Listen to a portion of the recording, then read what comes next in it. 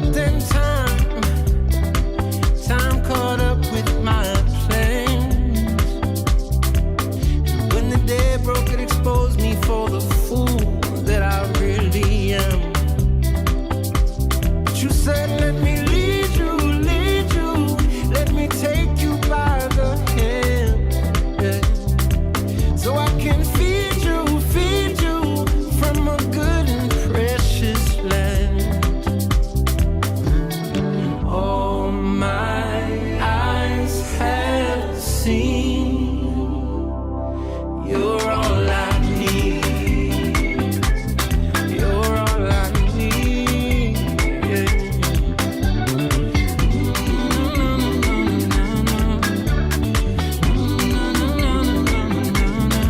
So now I'm learning to walk in your steps, and through the valley of confusion I've been losing my apprehension with death.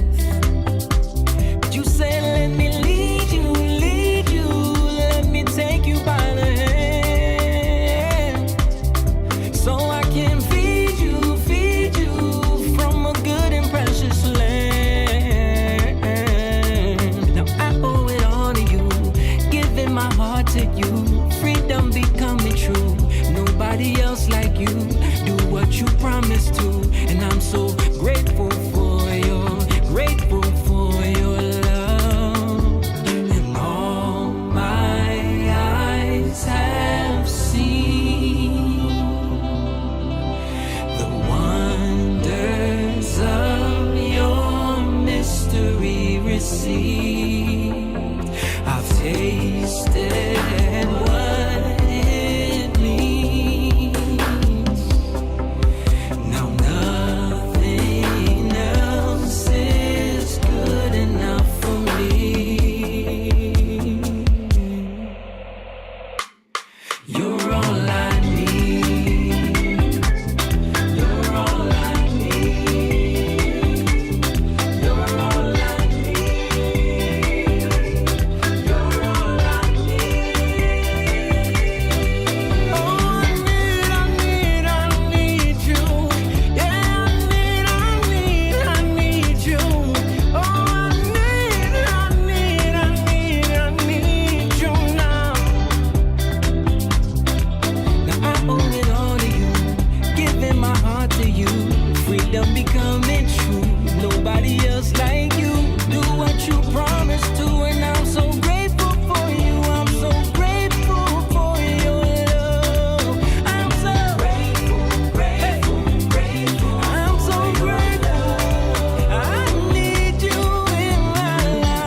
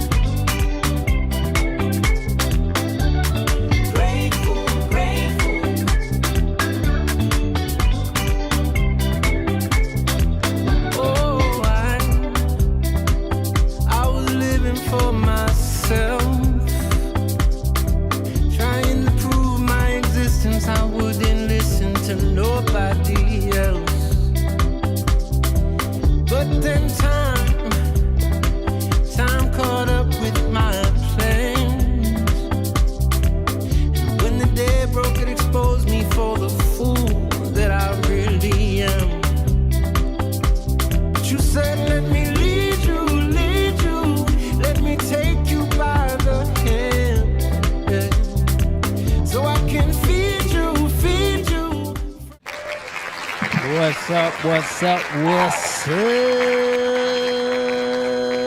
We are live in the Lion's Den here with another episode of the Young Lion TV podcast. Shout out to everybody who has been tuning in. Make sure you guys are hitting that like button on your way in. Make sure you are, drop a comment in. Let us know where you're watching from. Let us know you're here. Say hello. Say hi. We're going to get into some stuff tonight after this Memorial Day weekend. So glad to be here. Make sure you guys, again, hit that like button, share this video. You're watching Young Lion TV. Let's get it.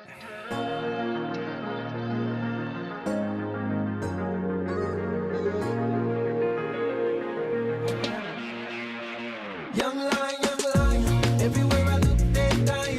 Everywhere I look, they're dying. Young lion, everywhere I look, they're dying. Everywhere I look, they're dying. Young lion, won't you get up and start fighting? Everywhere I look, they're hiding.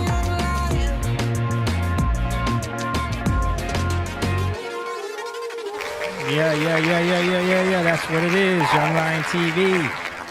This is the live stream that we do every Tuesday evening, completely live, so that we can interact with you in the chat, the viewers, and we can have a conversation about stuff that's been going on.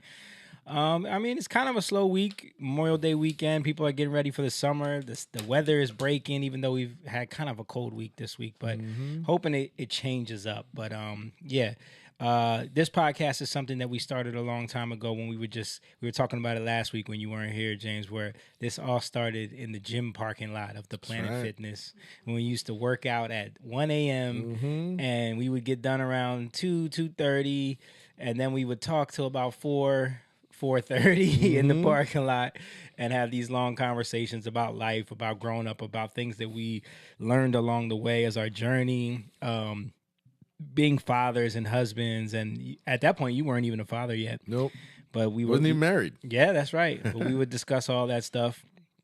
And, eventually we were just like, man, we need to have these conversations and just like do a podcast with these conversations, because a lot of the circles that we were in, men were not having these talks and these discussions and trying to hash things out. It was hard to find a situation where we could have these real conversations. So we wanted to shed a light on that type of topic, those type of conversations. Plus, we were all on this journey of faith and really coming back to Jesus and following our faith and researching and learning more about the Bible at that time, going to church and stuff. So we wanted to kind of break some of the spells for younger men that we had to learn the hard way. So in a sense, that's why we started this. And I say all that to say, if you want to support what we do in that way, make sure you go on over and become a member of the Pride of the Young Lions. You can do that over at the Patreon, which the link is in the description. And then also, if you want to just donate to the cause and hit the Cash App, that is also in the description. We appreciate all of the support that we get from our Patreon members and our supporters and everybody who shows us love. That's how we have been able to do this for so many years. We don't have a huge following, but we are just sustaining just from people that support our lovely supporters. They're like family to us. They are family to us in a lot of sense. And community. Shout out, I see Courtney in the chat. She's one of them. And she said, missed y'all. Happy Tuesday. Miss you too, girl. I know she's all the way out there in the Poconos. We haven't seen her in a while, but yeah. So you can support that way. But without further ado, I got with me this evening my brother, and he's also the most confusing man in the podcast land. Not physically. Oh yes, physically, because you think you know, but you don't know. You have no clue. You can't even get it. He's the black, half Indian, Spanish last name. James Garcia, That's a.k.a. Mr. Bill Wright, is here this evening. My brother-in-law. Yeah. And speaking of that, I read one of the guys that I play soccer with. You met him. He comes to all the shows at the City Winery. He's my boy, Mike Suarez. I hang out with him sometimes. He actually just started doing a podcast here too, a business podcast. So he shoots it here. Okay. That's my boy. So he I saw him at soccer over the weekend. He's like, yo, you know some guy named George? And I was like, I know a lot of Georges. He was like, yeah, he's like a Colombian guy named George. I was like, nah, I can't think of no Colombian named George that I know. He's like, yeah, he's got a son named Ethan. I'm like, I don't know who that is, man.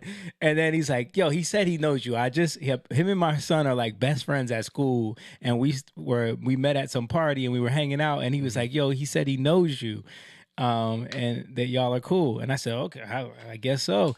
And he's like, yo, I'm gonna send him a picture of him to you on. And so he sends me a Facebook picture. It's Jorge. Ain't no George. That's Jorge, I said, George. I said, George, man, that's Jorge, man. We don't use his government name right, around here. Right. Even on his Facebook page, it says George. It says Jorge. Okay. You know, and Mike is Colombian too. So right. I'm like, bro, yeah, that's weird. He's like, oh, well, he said I just said George because you're American. I thought that's what you might have called him. I was like, nah, man, that's Jorgito. Yeah, right. Come on, man. Come on. And I told him that out. He used to come out there and play soccer with us. Yeah. But yeah, they so he's been hanging out with him lately. Oh, nice. Yeah, because their kids are like friends yeah. now. So yeah. I told him that was like your best friend growing like in high school and everything. Yeah. So, nice. That was an interesting. What does he do? He is in like sales for refrigeration, like commercial refrigeration units. Okay, nice. Yeah, but he is so business minded. That dude, like, he also got a job working for I think the Starbucks organization, doing like their web 3.0 stuff. Like when they were doing like, you know, the whole when people were really into the NFT space and like monetizing things through digital assets and stuff like that. He got into a lot of that stuff. Okay. So me and him have a lot of conversations about like investing and starting businesses and stuff like that. Me, him, and my Indian friend Baruch. So he's had him on the podcast. A couple other people that we know that like run businesses. So yeah, he's a good dude, man. Nice. Yeah, but I got to give a shout out also to the producer on the show this evening. She's our mother, and we love her. She's Miss Angela. Just back with us for the third week in a row. Still fresh off of the loss of her mother, which is sad. You were just talking to me about that today, right? You said it's been, what, a month now? Already. It's been a month, really? Already. Yeah, isn't that crazy? It's been a month. I came home on the 27th. Wow. Time is flying, man. Time flies, man. It does. Memorial weekend. Time is going by quick. Papa Jeff, I see you in the chat. Good to see you too, sir. Yo, Jeff. Make sure you guys share the video. Also, I heard he's living that boat life. Like ever since he had that fire in the apartment, so now he's like living on the boat. Living on the boat. Yeah. Is it boat, Chesapeake? like, no, that's not Chesapeake. That's Virginia, right? Yeah, that's Virginia. Nice. Enjoy, man. We were just there this weekend. Oh, nice. Yeah, we were out there. We didn't see him. No, we were out there doing a show with Regina Bell. Nice. How did that go? It went really good. Nice. It went really good. Regina Bell, man, she can still perform, bro. Like musically, she's gifted, bro. She didn't touch the paraphernalia, is what you're trying to say. No, she is a praying woman. Yeah. And she's married to a pastor. You know, she's yeah. a praying woman. Got 5 kids. You know, they've been married for like 30-something years. Right. So she's lived a different life than a lot of these artists. Right. But she's like, she knows her stuff and she wants it to be right, but she's still like chill, down to earth. Pleasant to work with. Pleasant to work with. She gave us a spotlight during the show, let us do a song, introduced us to the crowd, you know. That's what's missing. Yeah. I think, you know, like you guys being in the music industry, what the music industry, the movies, the TV show, it need an injection of morality. Yeah. That's really what it's missing. It's too much debauchery, too much salaciousness. We're just missing that. For the music thing, is the diva, the headliner, the bad B. Yeah, it's like that. Like, look I'm at the J-Lo boss. at the AMAs. Have you been seeing like all these clips of her at the, like, you know, that's dramatic. That's what they're pushing in the zeitgeist. But don't you think it's like always the people who are the least talented that have to do that? Because if you're talented, you don't have to rely on the antics. Right. Same thing with movies. It's like come on, and it's refreshing to actually hear you say that someone is down to earth, aside from her being a believer, but down to earth, takes her craft seriously, but she's pleasant to work with. Yes. So many horror stories you told me. Yeah, and she's not afraid to give you your shot. Right. Like even so when she did A Whole New World, and she has a bunch of duets. So she did A Whole New World, and one of the other big duets that was in the dance movie with back in the 80s. I don't know if you remember. Man, I can't. Is it remember Patrick Swayze in it? No, not that one. Okay. It's a black dance movie. Oh, but I didn't see that one. but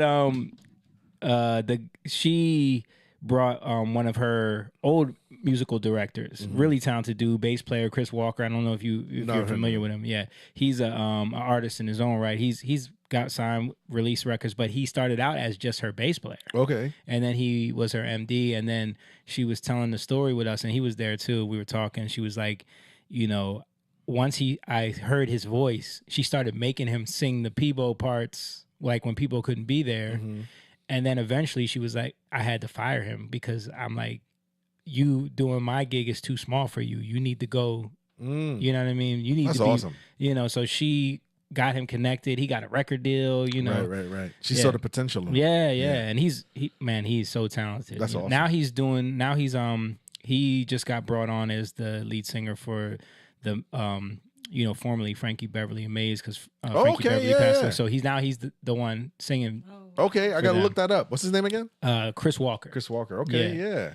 That's awesome, man. And he's a bad bass player. Like he's a dope musician too. Like when we were sound checking, he went over to the keys to show Steve a couple things. Like, here, try it like this. You know, it was interesting. And listen, man, it's so refreshing to hear you say that there are people like this. Because you get jaded. You do. I'm jaded with construction. Yeah. I'm over it. I'm like, why did I choose this? Right. So it's like when you run into somebody that's appreciative of your work, or like they like what you do, or they want to teach you. Yes. You're like, man, like, thanks, man. Yep. This is all I want. You know what I mean? Yeah. All you want is like to have a community, have people that appreciate, understand, that aren't trying to like bite each other, stab each other in the back. Yep. You know, yeah. It's interesting to hear that, because like I said, I hear so many horror stories. Yeah. And it's really ego. That's all it is. You know what I mean? You know, it's like, humble yourself. Just say, I don't know. Right. Or, I can find somebody that I do know. Right. You know. And it's rare that she's been married for 30 years. 30-some years, yeah, I believe. I heard her say that, Be in the business. Yep. Yeah. Papa Jeff said it's at the mouth of the Chesapeake. Oh, okay, nice. Yeah. Also, the show itself was like so cool because it was on this 100-acre plot of land. This corporate CEO, like the people that work there were saying they're like billionaires. Wow. And they're black. Okay. And they have this big corporation, and they've been doing this party every year for 30 years, where it's like they invite their close family and all the employees, and they come there and they do this big show. And they've had like George Benson, they've had they had Peebo there, they've had so many huge artists that he just hires to come in and entertain his employees. That's awesome. And his family and stuff. And they do like all this food, and it's catered, and it's not big, huge tents outside. They got the big mansion there. It's nice. Yeah. Yeah, I'm so glad to hear that. Yeah.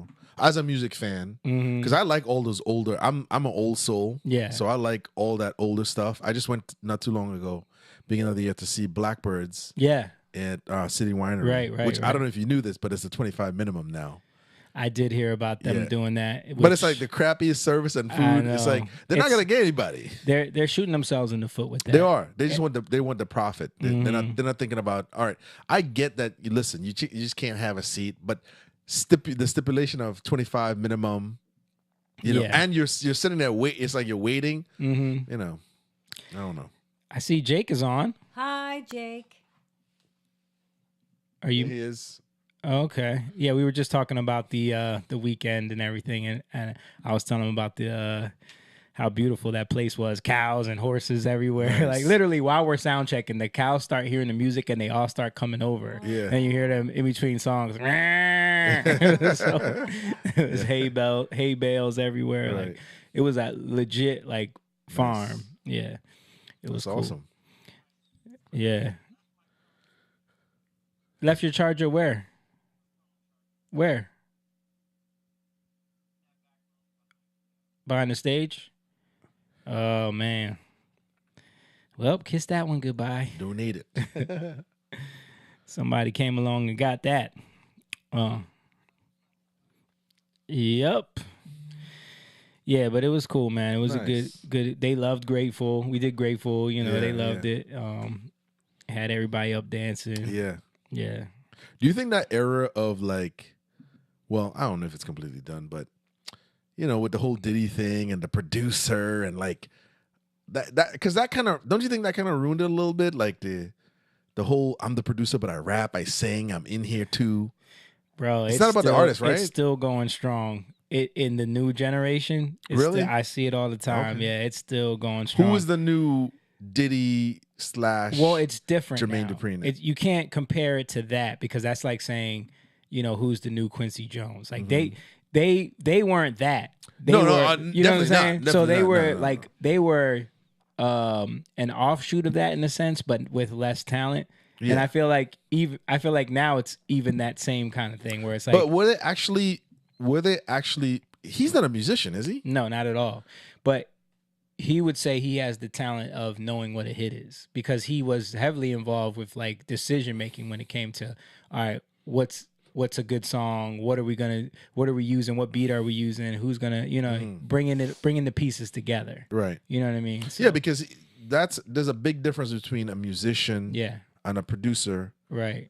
Who can play instruments and produce. Right. Versus a guy who makes a beat or is just telling you what to do. Absolutely. But they get the same title. Those lines have been blurred so much over the years, especially when it comes to like hip hop and R&B music. I mean, it used to be, there was producers, writers, and musicians, and sometimes those things overlapped, but then it just became like you said with the Jermaine Dupri's, the Diddy's. Like I think Jermaine Dupri is a musician. I think he like plays he at least like in the sense that like Timbaland is a musician or Dr. Dre. Okay. Like they could play and put together these instrumental tracks for the records that they're doing. But Diddy, not at all. Yeah, right. I think the only one was he was more like an A&R kind of. Yeah. I think the only one that I saw was Babyface or L.A. Reid. That can actually play. Oh, yeah. Like they can play instruments. Dr. Dre could play piano. He can? Oh, yeah. I didn't know that. Yeah, he could play good, too. Not a lot of piano hits on his records. No. Maybe synthesizer. Yeah, and I think Jermaine Dupri could play piano. I know Timbaland, too. Like, I've seen all of those guys play. Scott Storch, he's a great pianist. He used to be in the Roots. Oh, really? Yeah. I know that. Before he left to L.A. to be a producer. Oh, yeah, he's from Philly. Yeah, he's from Philly. Right. Yep. Yeah, he was like on the original Root stuff. He was a part of all of that stuff. He plays his butt off on the keys. Yeah. So the line got blurred, but it's good to hear that like there are people like her who and there are venues like this. Yeah, because there's a lot of talented people. I think the reinvention of talent. Yeah, where these people are still they have careers that are how long 30. Plus, no, more than that. She said she's been in the business. She said it on stage, Jake. Do you remember? It was like 40 years or something that she's been making music. 34? Is that what she said? Okay, yeah. Something like that. Yeah. That's, I knew that. She sounds like a lot older than that. Got to be in the 80s or 70s. Definitely the 80s, like her earliest hits. Yeah, right. But that's good. Yeah, it was definitely a good time. Right. We got some more stuff coming up with her in the future. Nice. It's good to go to her venue and not be like, run into the people who are like trying to school you but don't know nothing. Bro, it was, the funny part was like. We're sitting in the tent because they had like a separate table for us to eat and everything, and we're sitting in there and we're looking around at the crowd and the people that are there. It's such a mixed crowd, like all different backgrounds there. And then I look at Jordan. I'm like, "Yo, do you notice a lot of mixed couples running around here?" And he was like, "Yeah, I don't like it."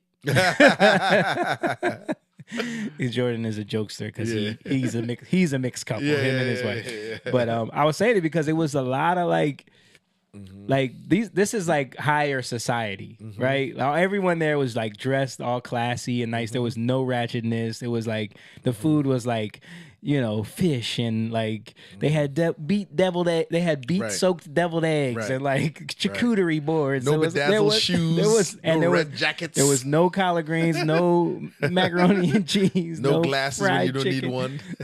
Because at first I'm smelling fish. I'm like, oh, they about to bring out the fried fish. Nope. it was like haddock with you know, in a glaze, and like, it was like salmon, like, you know, roasted. Like it was totally different. Because they probably tired of it too. Yeah. But it was interesting to see the demographic there. There was like Indian people there. They did like a whole Indian decor. It looked like an Indian wedding, the theme. That's awesome. Yeah. Absolutely. Courtney would love that place. Love that place. Yeah. Dude, they owned the mountains. Like it was like 100 acres. Like, wow. Yeah. Yeah. So very nice. But yeah, man, we're just trying to keep everything going. You haven't been here in a little bit, so anything that you've seen that you wanted to talk about, anything that you've been looking at?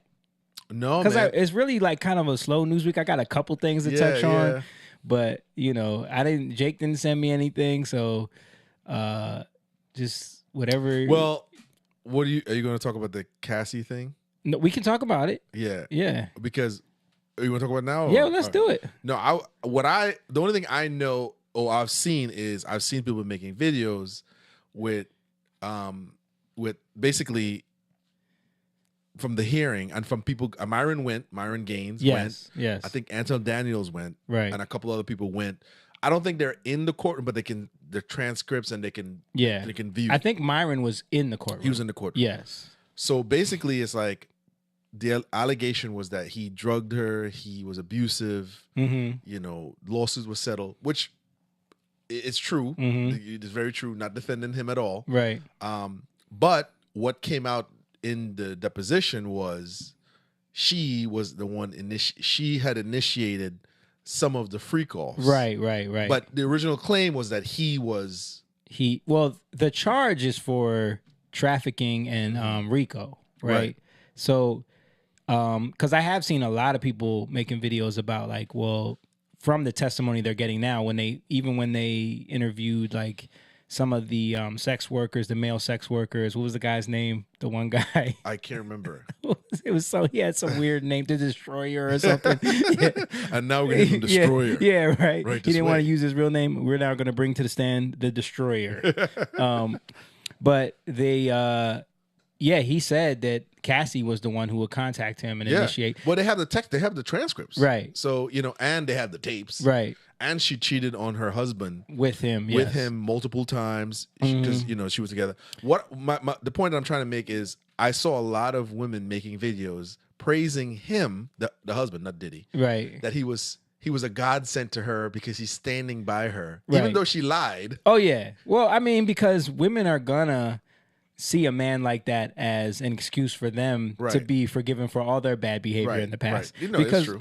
You know what's coming out is kind of in a sense where it's like, okay, their relationship was extremely volatile and complex. You can't just look at it through the simple black and white lens of like there's the one camp that says, you know, Diddy is a monster who was abusing her, drugging her, and forcing her to do all these things. And then the other camp is she was a whore who wanted to do all these things and was out to try to be famous, and she would do whatever he said because she wanted to be and get the money and get the lifestyle. Can both of those be true? What I'm saying is it's a complex weave of all of those things that happens. Like I think it doesn't start out that way. No. You know what I mean? Like, yeah, definitely, because I believe she left Ryan Leslie, who was her original producer when she met Diddy, to like start this relationship with him when she was really, really young, like 19. And at first it didn't start. Yeah.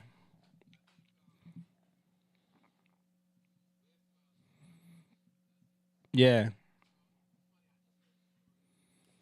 Yeah.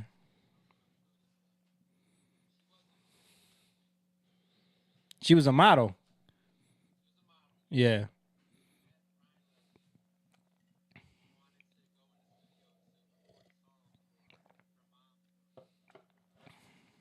And Ryan Leslie was like, girl, I could see. Yeah, I got plans for you. Right? That's exactly what that was.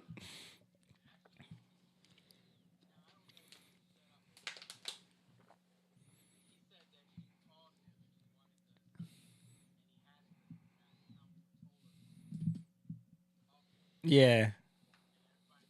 Yeah. Yeah, that's Mariah Carey's husband. Yeah. Same kind of situation. He yeah. Right. Michael Jackson called him the devil. He did. Right before he died. Of mysterious illnesses. Yeah.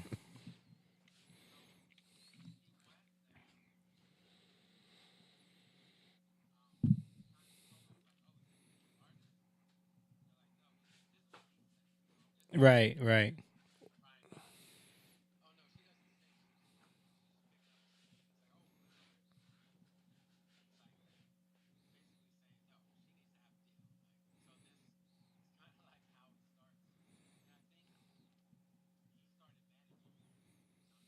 Yeah.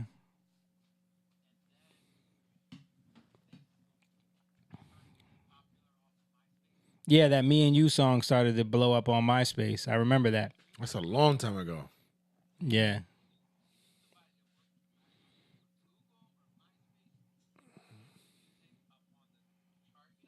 Yeah, I remember that, the MySpace chart.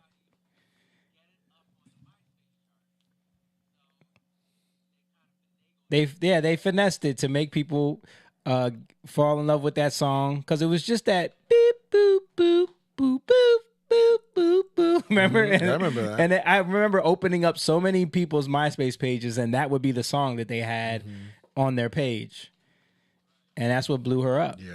Yeah.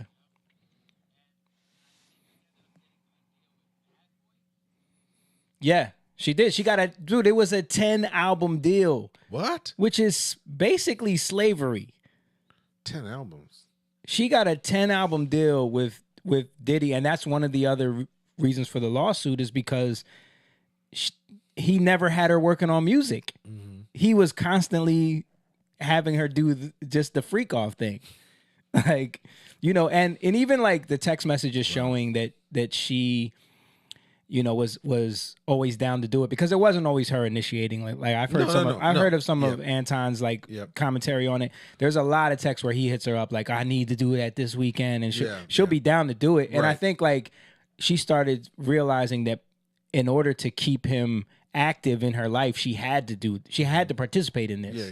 Because he wasn't like I'm not defending this dude at all. Right. No, I know. I'm saying people make it like, oh, she wanted, Right. she just They go to the extreme this was now. all her idea. Right, it's right, no, it's more complex than that. Right. Like they're both kind of manipulating each other. You know what I mean? She's trying to get him to do what he promised to do by signing her to 10 albums and making her a star. Right. And he's trying to get what he wants out of her, which is not really to make her a star. He just wants to do what he wants to do. Yeah, he wants to do this debaucherous, crazy stuff that we heard in the courtroom. He found a young girl. He manipulated her. Yeah, she was manipulating him too. Exactly, because right. It's a bit of both. You know what I mean? But the point that I was trying to make was two things can be true at the same time. Yeah. It depends on the degree of what it is. Right. But yes, did he manipulate her into believing she would be a star? Yes. Did she see an opportunity to keep him in her sights and keep getting the lifestyle and the potential money in the future? Right. That could be true too. Absolutely, it was true. And I think that after a while, especially once you're addicted to drugs, and like she said in some of the testimony that I saw, like he got her a nice car, but that was her only transportation places. So when she would threaten to leave, he would come and take the car. You know what I mean? This is my car. Right. So then she can't go nowhere.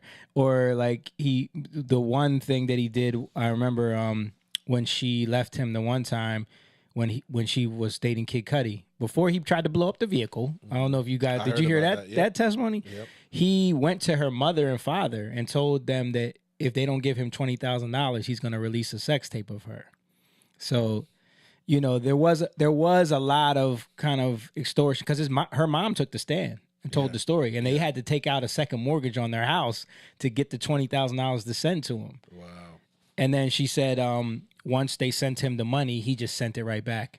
You know what I mean? But he was just playing mind games. Mm-hmm. You know what I mean? Mm-hmm. So neither one of them. Yes. And making her feel like there was no escape. Right. You know, so there was a lot. And I think that's, and another part that people don't understand is like, yo, Cassie went on the stand first. Like when you build a case, it's brick by brick. Like a lot of people are saying, oh, Diddy's going to get off. Like, look at the case is not about her. They're just using her as a character witness to show what this man is capable of. Like they're building bricks here. Yeah, you know what I mean? Her character is in question, but not her the legal side of it. Yeah, like that's you know what I mean. She has no even them trying to make it seem like, oh, but she wanted to do this. It doesn't matter when they're trying to. All they have to do is convince the jury that he's capable of doing certain things. Which he was. Right. So once they start bringing in the other witnesses that I'm assuming they're going to start bringing in, because this is going to be a long, drawn-out case. They said they brought up Kanye and Usher. I don't know about Kanye and Usher. I haven't heard about that. Mm-hmm. I know his bodyguard. They're going to bring up the bodyguard. Yeah, definitely the bodyguard. I'm hoping they talk about the bodyguard, the guy that's connected to Michael Jackson. Mm-hmm. Or no, that was his cleanup guy. The cleanup guy. Yeah. But the one, remember the alleged body that was in the bathroom. Right. Yes, that was a producer. That was the other guy that was suing him. Yep. Right. That's where a lot of this information for this indictment came from. Was from his lawsuit. Right. The stuff that he claimed in there. Right. What's his name? Rodney Jenkins or something. Yeah. Yeah. Yep. But yeah, they have to. I'm figuring they have to like subpoena him at some point and just get his testimony. Because his lawsuit never really went anywhere, but I think it might have been because not a lady. right.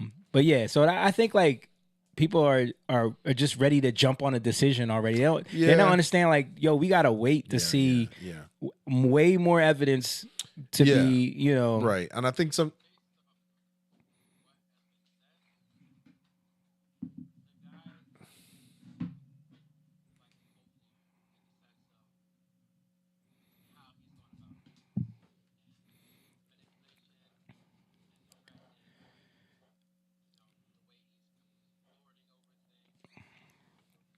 Yeah. Right. And that's where the RICO charges come from, because it's about using your organization as a method to coerce and traffic people and you know, extort people. Sure. So that's where the and RICO his charges. artists have said that about him. Like a lot of art Mace's They've all said it. They've all said, you know, even Biggie's mom said he promised all the stuff, he never gave it to them. Yes. You know. So but I like you were saying earlier, I think like the world being exposed to this and like one of those pillars of the music industry being torn down like that. Like this guy was the guy telling everybody to vote Democrat for years. You know what I mean? Vote or die. Right. You know, watching that like be that sacred cow being like torn down right now is huge for the mentality of celebrity worship, the music industry in general. And we're seeing that. I see a disillusionment with the music industry. Like I was watching. I saw a clip of them talking about the AMAs because they were talking about how Eminem got best rap artist over Kendrick. You know, of course, people are mad about that. But they were saying, oh, the AMA. All of them on the Breakfast Club were like, I didn't even know the AMAs were on. Like I didn't even realize it. Like, and I hear a lot of people saying that, like the disillusionment with Hollywood culture, the music industry, it's starting to be gone. You know, it's been done. I think it's on life support. Yeah, I think the old media, legacy media, still props it up to make you interested, but their views are not there. Even Beyonce's tickets, they've been doing terrible. That. Yep. J-Lo had to cancel her. She canceled her tour. Right. Yeah. You know. Yeah, tickets. You know, it's people aren't interested in that anymore. Yeah, they're not. You know. So Denver said he couldn't hear Jake. He can't. Nobody can hear Jake. No, Denver said that. I don't know. Let me know in the chat if you guys can hear Jake when he's talking, please. Let me see.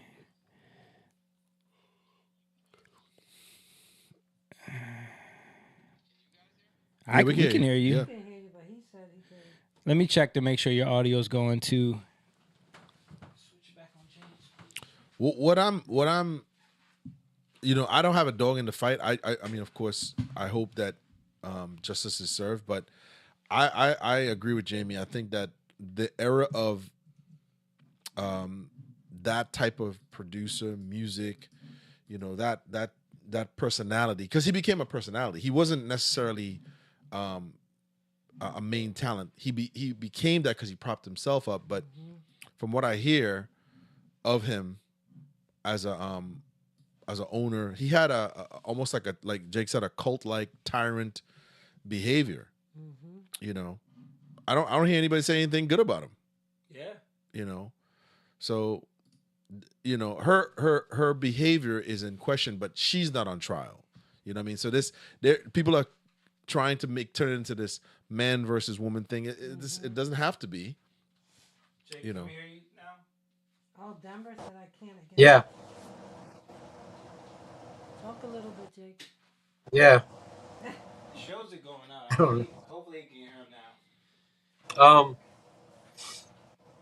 Yeah. So I think with the whole Diddy thing, man,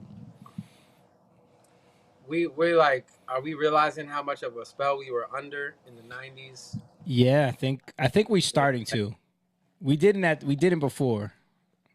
Yeah. And we got Jamie and I talked about this last week. It's one thing to talk about Diddy, but we have to talk about the foundations of who groomed him. You know what I'm saying? Who is his? Who are the people that are responsible for guys like him? You know what I'm saying? Because I think sometimes we gloss over the person, but we don't go after the system. I think that's why people like Candace Owens, because when she brought up the Lil Rod case months ago, we showed it on here. Right. She brought up Clive Davis. Yep. She brought up Lucian Grange. Yep. These other people that taught Diddy everything he knows about the music industry. Right. I mean, you talked about Tommy Mottola. Clive Davis was connected to Whitney Houston. Yeah. So many Mamas and Papas. So many huge artists from the 70s. I mean, he's the one who gave Gamble and Huff their deal at Columbia. I didn't know that. Yeah. Wow. So, you know, they're and I just watched Brett Cooper. She's the one who left the Daily Wire, the young girl. Yeah.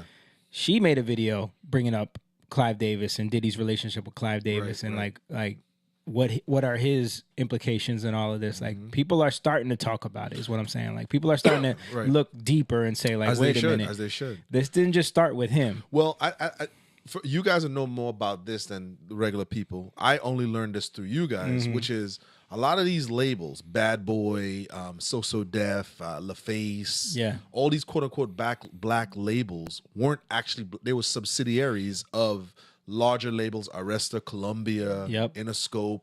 Yeah. They're not.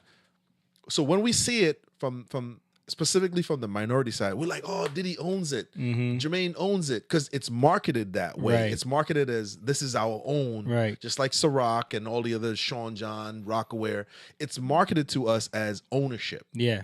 But they're in a subsidiary deal.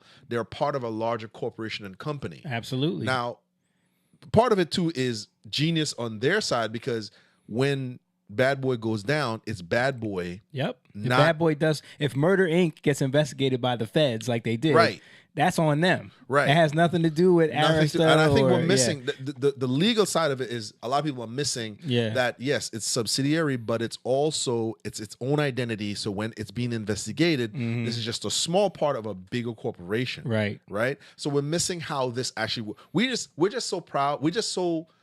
Because we have essentially been denied space in certain things. We think the vocalization of their ownership means something. Yeah. And it's really not. Right. He didn't really own Ciroc. Jay-Z really didn't own the Nets. Yeah. Like, it was marketed to us. Jay-Z owns the Nets. Yeah, or he didn't. What was the company was that the company that owned Ciroc, the company that he like DiRaggio. Yeah, he bashed them and then all of a sudden all this happens. Well, he won a civil lawsuit against them for discrimination, because they were marketing Ciroc as an urban only brand.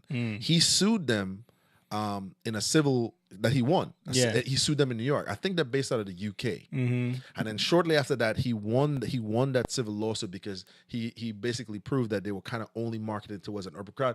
But that's really what it was. It was an urban drink, but he wanted to be bigger, right? Almost on the level of Grey Goose. He won that civil case, and then right after that, because that first video of him hitting her and assaulting her, that was a 7-8-year-old video. That absolutely. They had been sitting on that for a long time. It's just that company paid the right people to get that video back out. Yeah. You know what I mean?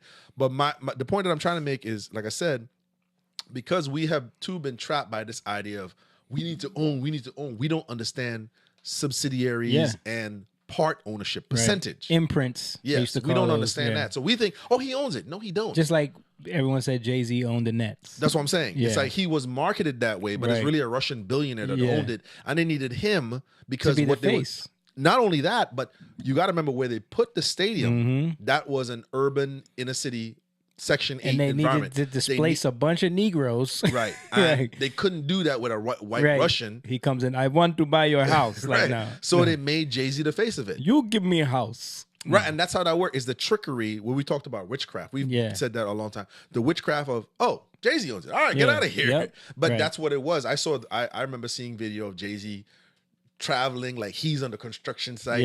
But he owned like a percentage of a very small percentage. Very, very but they small. needed him, and we've talked about this before. He's a black gatekeeper. Yeah. Just like Diddy is. Right.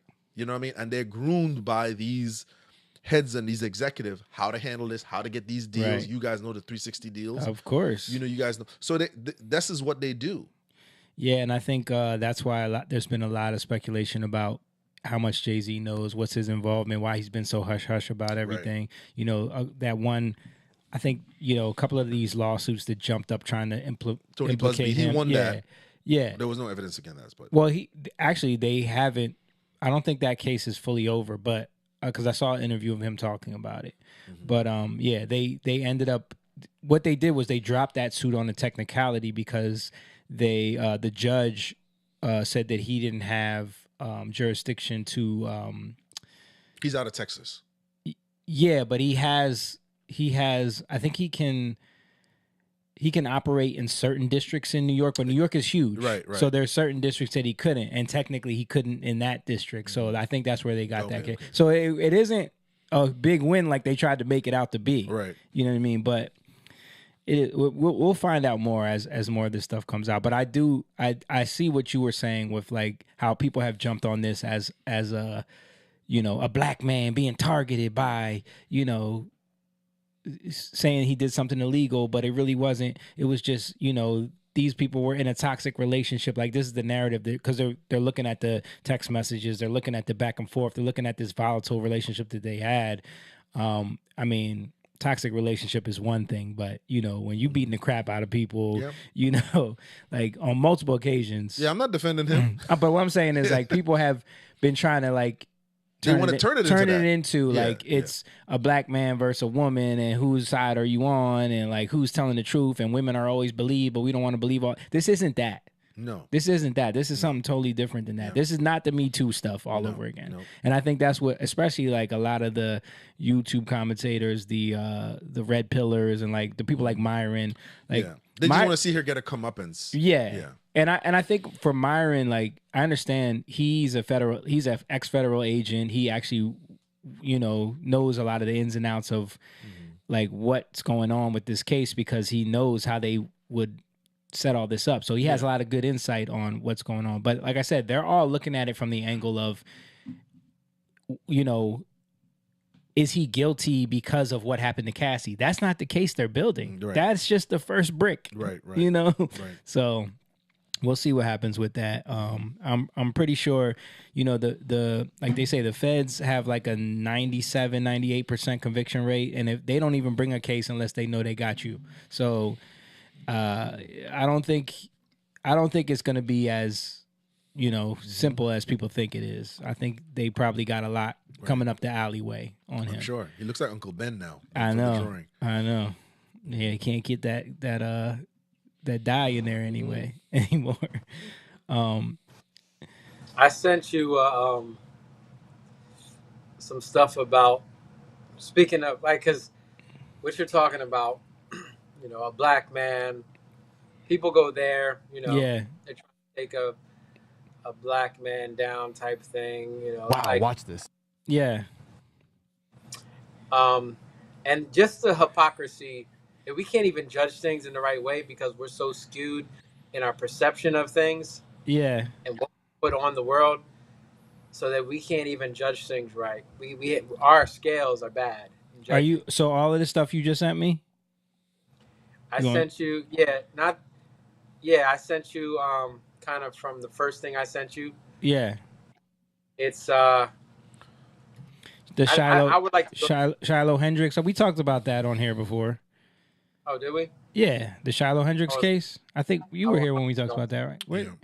It's a while back. Yeah, that's old. But there's but did you talk about the GoFundMe stuff going on now? And yeah, the fact that she raised like so much money. Oh, yeah. So you talked about that already? Yeah, we talked about that. It was we talked about. I think we were just going back and forth about that. This is kind of more so less backlash from the what's the guy's name? Carmelo Anthony situation. We brought up the comments from his GoFundMe and how people were just there's a bunch of racism in that comment section and evil stuff towards white people, and then so this is a complete pendulum swing reaction to that. Right. And you had a great point, which I didn't consider. We talked about how where also the public is being manipulated by this idea of GoFundMe and raise.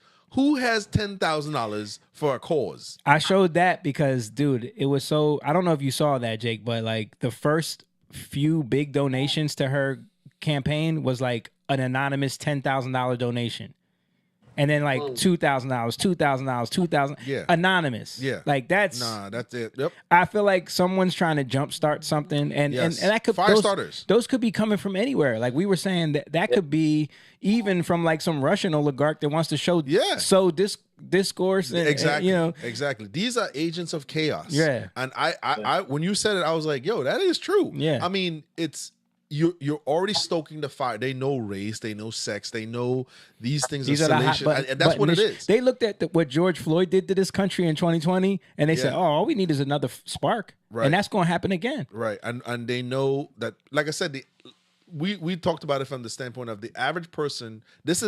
We know the economy is hurting. We know the people are hurting. People are complaining about eggs. Yeah, you got $10,000 laying around to donate to this girl, because she said the N-word to a child. Come on, man, cut that out. It sounds crazy. It's propaganda. Yeah, and anonymously. Exactly. And then the comment is just like the N-word.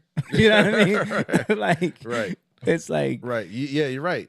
It could be coming from anywhere. I know we always say Russia, but it could be coming from anywhere. Yeah. From right here too. Right.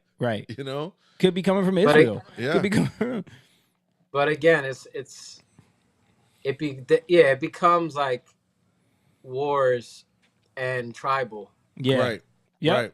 Yeah, because I didn't even think about that. I was like, yeah, that's a great point, because a lot of times we're already fired up with our own biases and we want to believe it. Yeah. So anything we see, we don't even do any research. We don't even slow down to be like, wait.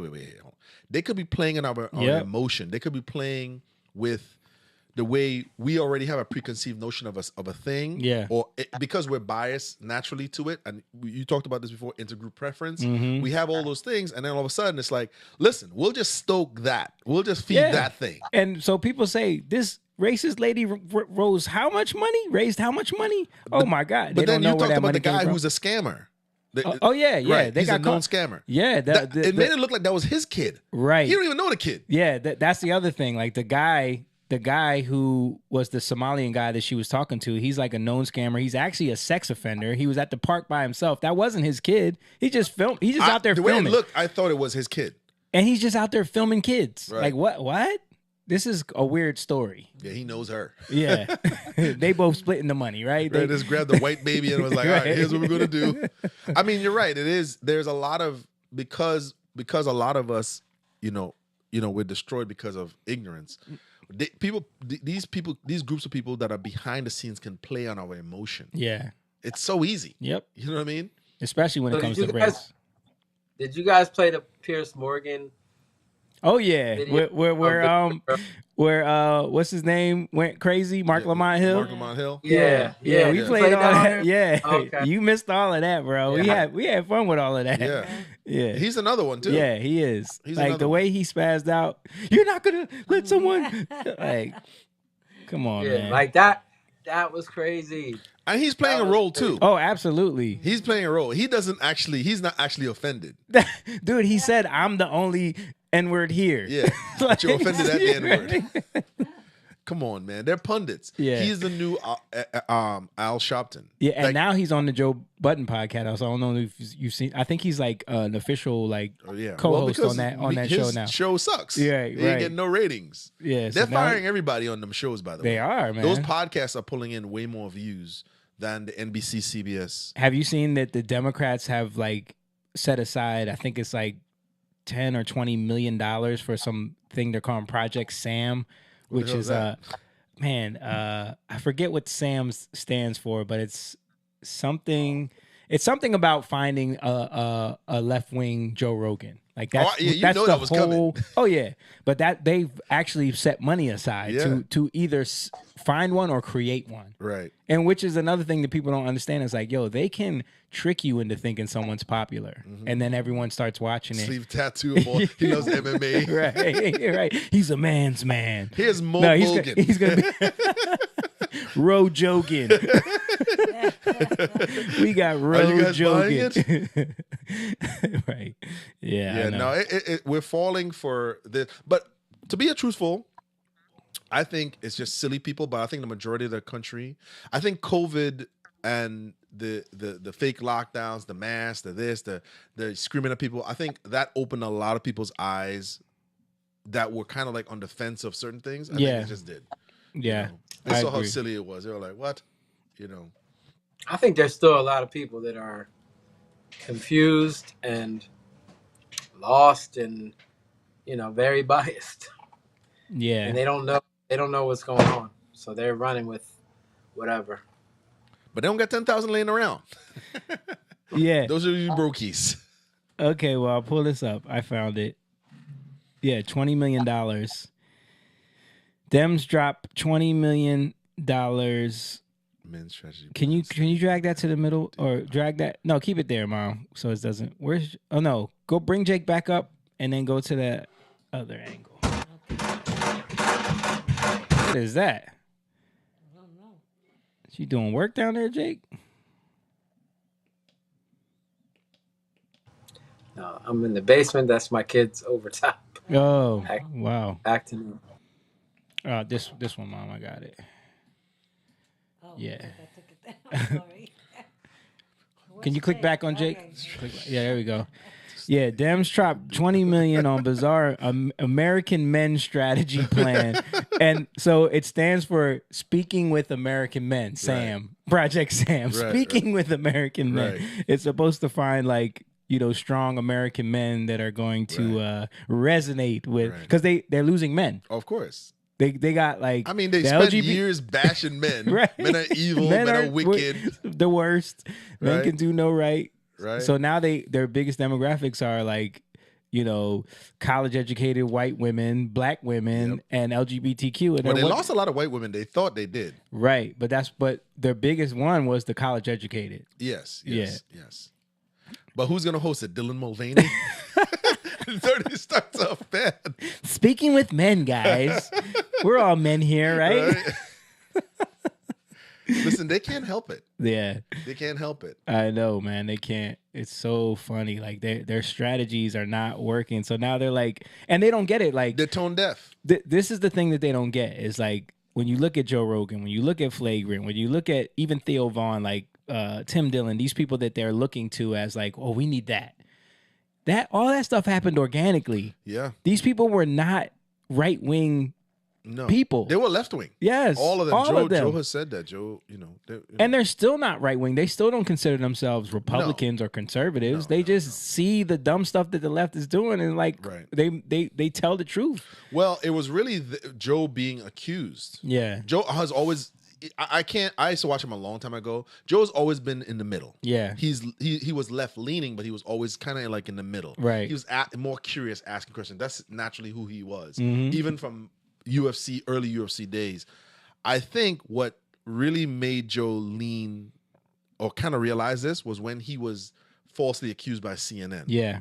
And they made him yellow during COVID, telling him he drank horse medicine, right? And he's an idiot. He's an idiot. He's a conspiracy theorist. He brought on Sanjay Gupta, destroyed him. Yeah, and I think and then he started bringing on like Jordan Peterson, different people to kind of like really explain this Brett Weinstein. Even Ben Shapiro was on there a couple times. Yeah, and they were kind of like breaking down this stronghold that liberals did have, especially with legacy media. Yeah, they talked about that, and his platform was quietly amassing millions of views. Then when he got this the Spotify deal, it was official. Right, it was official. Like, whoa, this is a thing. This is a big thing. Yeah, right, because he was just on YouTube, and he had a couple of spots here and there, but that deal, $100 million deal. Then they tried to derail him when he was using the N-word, but he was never calling anybody. He was just describing a term. They took it out of context. Right. It was the India Ari thing. And so they thought that was going to be the end, and it just wasn't. And even the CEO of Spotify was like, listen, we just spent a big bag on him. We are not getting rid of Joe Rogan. I don't care what y'all say. Right. But Jake, what did you want me to play? Do you want me to play? We don't need to play the video of her confrontation with the guy. Do you want me to play the Anton Daniels reacting to her talking? I could play that because we didn't watch that yet. Okay. I mean, you basically said what he was saying, so I don't even think we need to. And what was this other video with the girl who was on Piers Morgan with the guy reacting? It's basically she's talking about it like she's just bigging her up, because she's just saying she's right. It's good that we're supporting her. Oh, okay. Stuff. Do you want me to play that? No, we don't have to. Okay, and then you sent me. We already talked about it. Just play the last video. I thought this was really cool. Okay. Yeah. All right. I'm gonna play it. Can you bring it back up?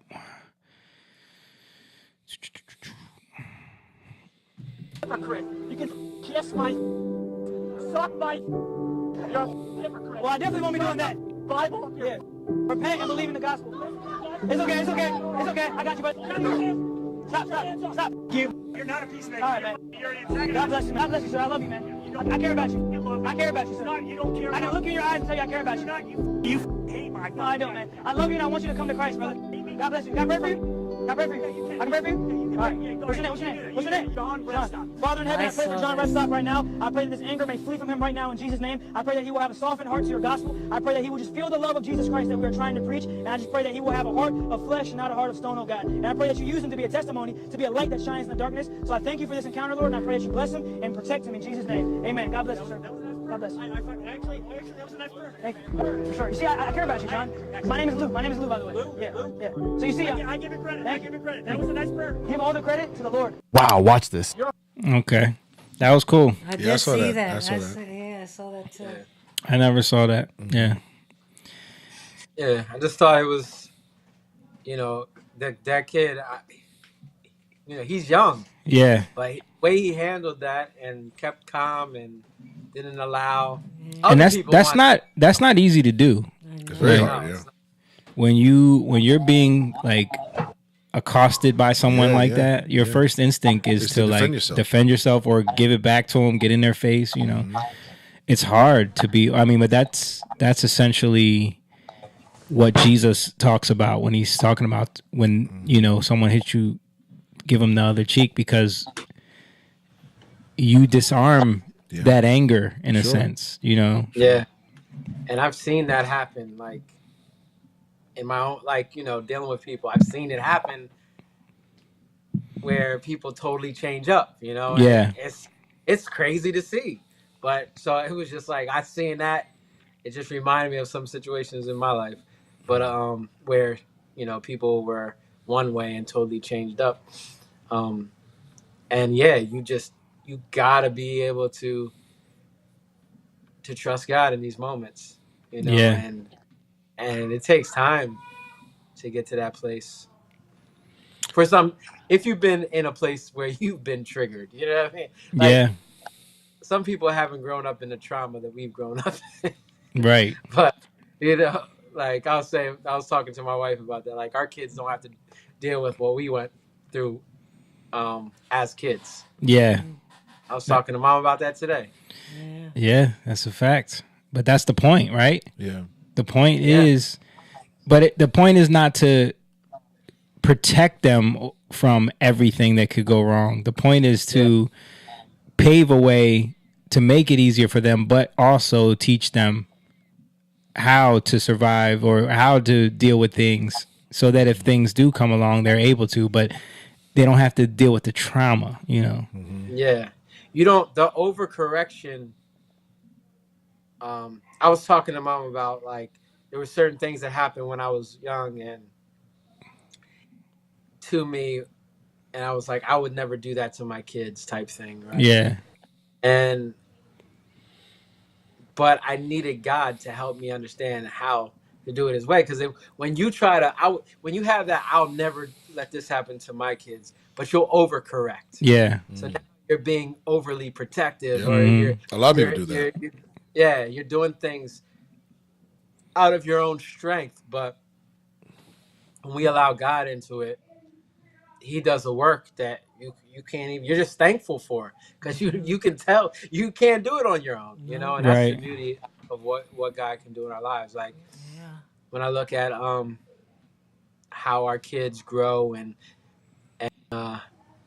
it's not about keeping them safe.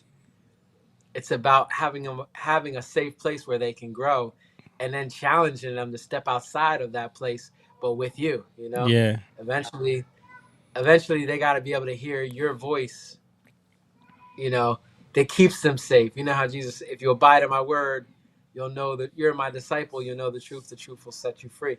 Yeah. I was telling Jake that the way that I grew up, all the stuff that happened in my life, I am so grateful and thankful that what God is doing to my grandchildren, to my children, how he's changing everything when you give your life to him.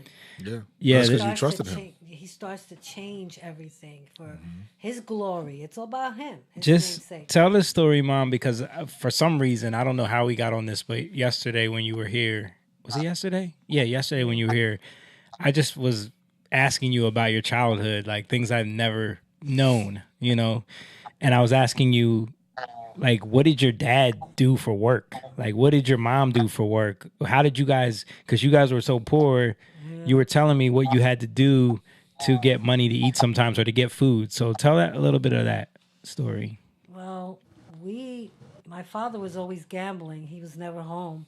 I don't even know. I know that he worked at one time because I remember he worked at a restaurant and he would bring little containers of food home sometimes, but then that stopped, and all I knew was that he was always gambling. So us kids, we never had food in the refrigerator. I remember people were coming like, where's the food? We were, I mean, you know, when you had to try to survive, do stuff to survive, we were little kids running into people's dorm rooms and taking food. Because they live right by the university. Columbia. So we would run into the dorms, and people's doors were open. We go in there and take food out of the refrigerator. When we were young, we would for Halloween, we would take cans, and we wrap them with pictures of kids that were, you know, hungry. And we Little would Africans. knock on the doors, and we would say, trick or treat for UNICEF. So we can get money. Yeah.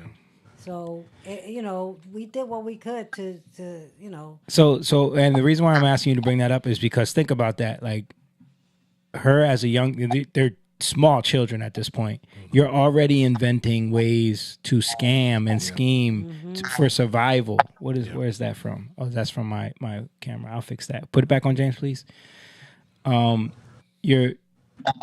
You're looking for ways to scheme and scam just for survival. So in your mind, it's like, I'm just doing what I have to do. Yeah. And you don't have anyone saying you like, yo, we don't do that. No, that's not how, you know.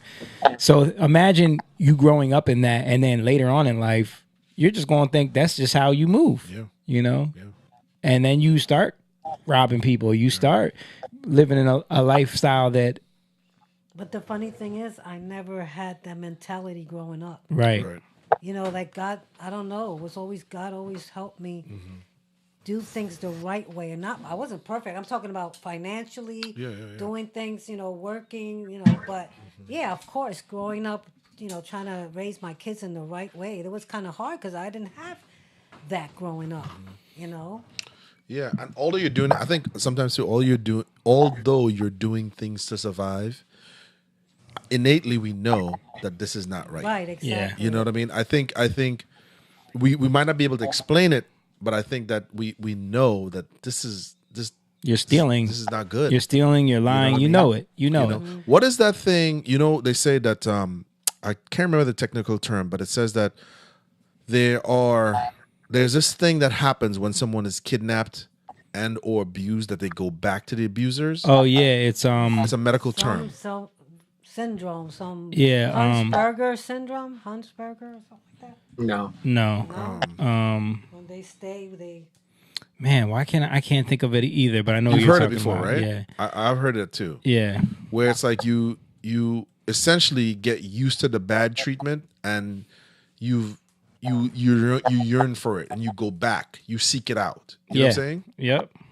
I can't remember the terminology, or the name, the technical name for it.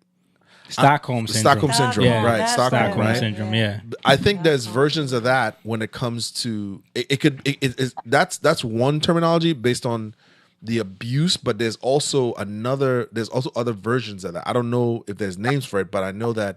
But you just touched on Cassie and Diddy's relationship with them, right? Yeah, big time. Yeah, that's it. Yeah, but what I'm saying is, like, for children, you said you get used to, I gotta hustle, I gotta scam, I gotta do this, and you start to feel like you're good at it. So what does that do? You do get good. You start to get an ego in the fact that you're the best person at stealing from people and tricking people into giving you, like, you start to build up a pride in that, and then it becomes a badge of honor for you. What were you saying? I think there's it's funny because I've been talking about this all weekend. There's ways that we can live. When we live out of this world, it's just, there's levels of anxiety in which we live, because we live our lives submitted to a master. Yeah. Right? Or a Lord. And for many, like which we're talking about with Mom, anxiety becomes your Lord. Yeah. Right. So now you're moving from anxiety, right? I got to do this, I got to that. And now you become skilled in moving and working by anxiety. Yeah. Right. That's what I'm saying, is that's a whole mental process. I don't know who's saying mommy up there. That's a whole, can you guys hear that? Yeah. It's all good.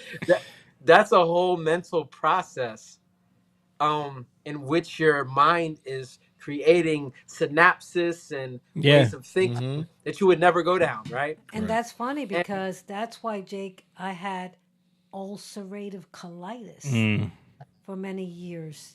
And I was hospitalized for a whole week. Yeah, when you were older. Yeah. When I was older, because I was worried about everything. I was anxious about everything. Yeah, because look where you came from. Yeah. You're probably, most of your anxiety came from, I don't ever want to be back there. I don't ever want to be that poor. I don't ever want to be, like, I don't want to do that to my kids, like Jake was saying. Like, I don't. That's a big one. Yeah, like, that's a big one. You were worried. I don't ever want to. Yeah, I don't want to ever put myself in that position again. Yeah. And then you realize, like, the funny thing is that if you make anxiety your Lord, you'll always be betrayed. Right. So now you're living out of betrayal. You're less and less able to trust people. Right. Because you think the moment it triggers that betrayal that you felt before, you're back into not trusting anybody, because it feels like the past.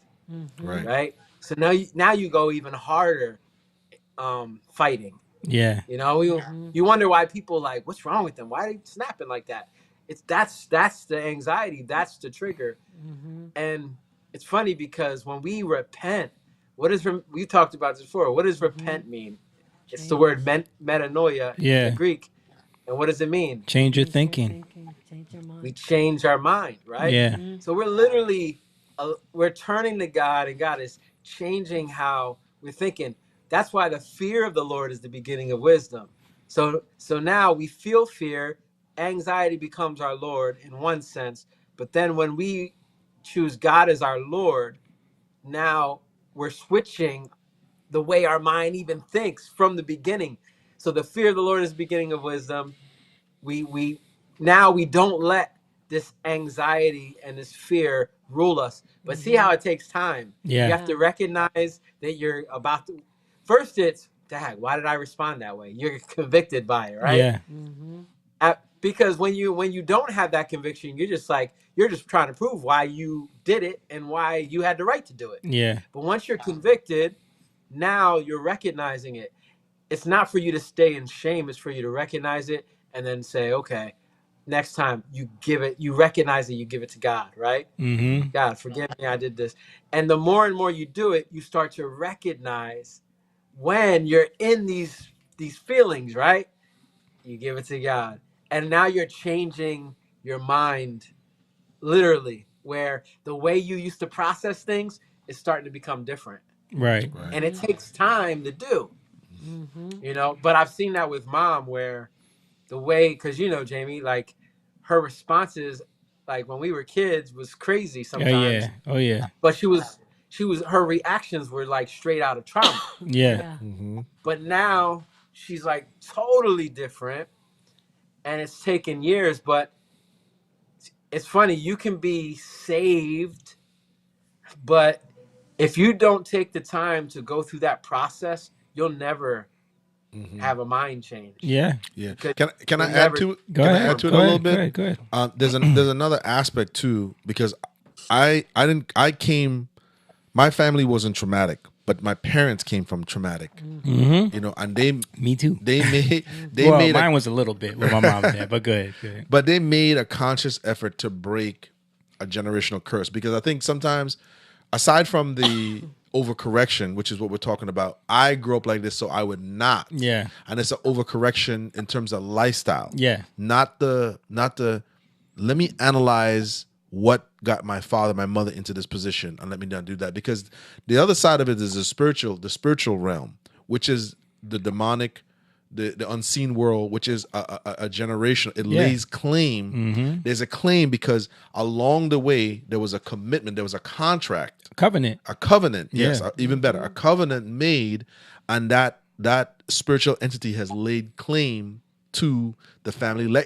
You've given your rights over to it. Absolutely. And so it follows you, and it's trying to spike these things to get you back. It wants you back. You can't leave this fraternity. Right. You're indebted to it. Yeah. And I think when my dad and I used to talk about this, alcoholism, children out of wedlock, violence, when we were born, there was a severing of that covenant. And I think we misunderstand that when you're forming this union, especially with a wife, you are to bring that to God and sever that tie of the generational curses, because it may go dormant, but it says that when a demon spirit is cast out, it goes back and finds 7 more wicked to come back, because it doesn't want to lose you. Right. It laid claim to that family. It has a right to you.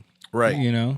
Right. So that part of that is technically, it doesn't. When you give your life to Christ, it only has a right because you haven't given all those parts. Right. Right.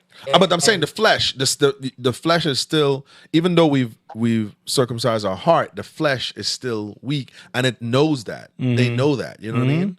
So if you, like, we just watched that young man witnessing to that guy.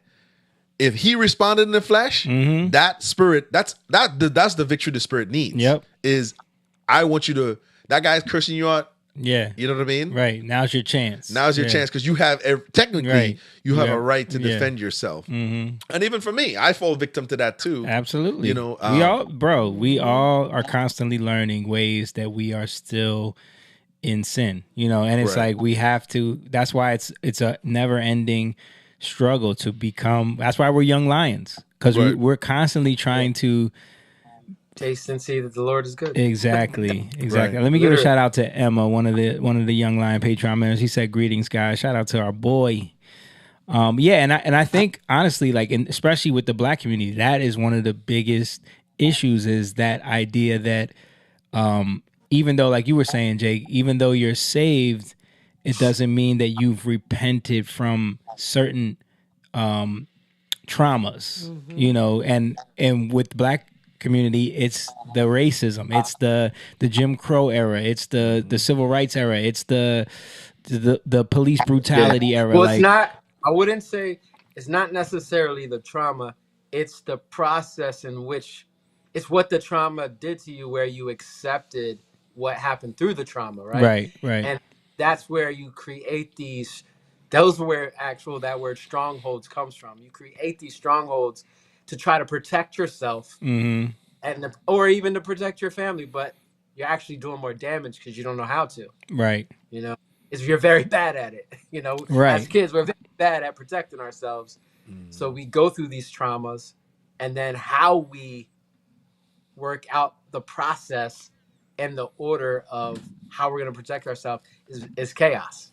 Yeah, and that's where you get the whole George Floyd thing in 2020, and then like we're talking about this Shiloh Hendrix thing, and then that's an immediate response to the Carmelo Anthony thing, and then you start seeing this trend of Black fatigue on Twitter. I don't know if you've seen that, and all these people making these videos of like Black people doing crazy stuff and just saying like, you know, we're tired of kid gloving y'all, like we're done. You know what I mean? And it's people not having the right response to things and not knowing how to deal with everyone's issues and traumas, and it just creates more and more division and more and more fodder for evil. You know?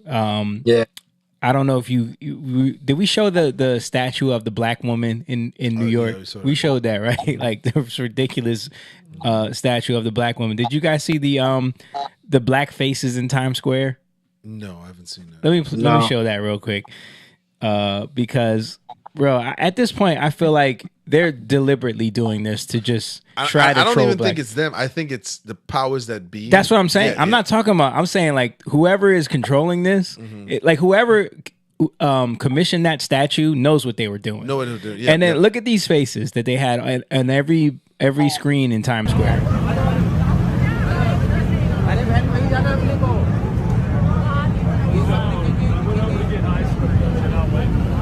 Yeah, somebody's doing that. Like this is supposed to represent Black people. Like, first you got the statues, and that's going to infuriate people who already. So I don't think it's actual. I don't think they have that kind of power to begin with. I think it's. That's what I'm saying. Like who's doing this? Someone is doing this to create more and more discord because it's like, yo, this is offensive. Yeah.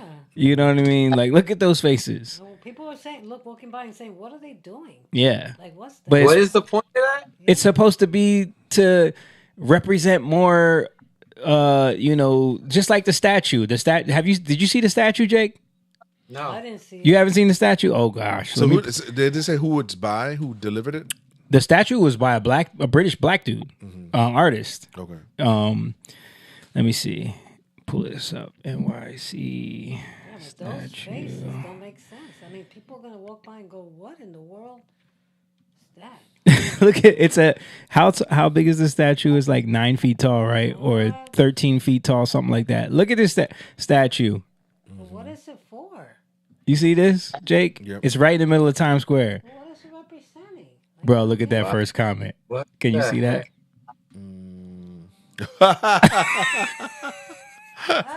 Come on, man. Yeah,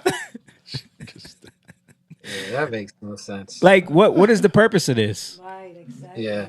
What is the purpose? 12 foot. It's a 12-foot bronze statue. 12 foot? Yes.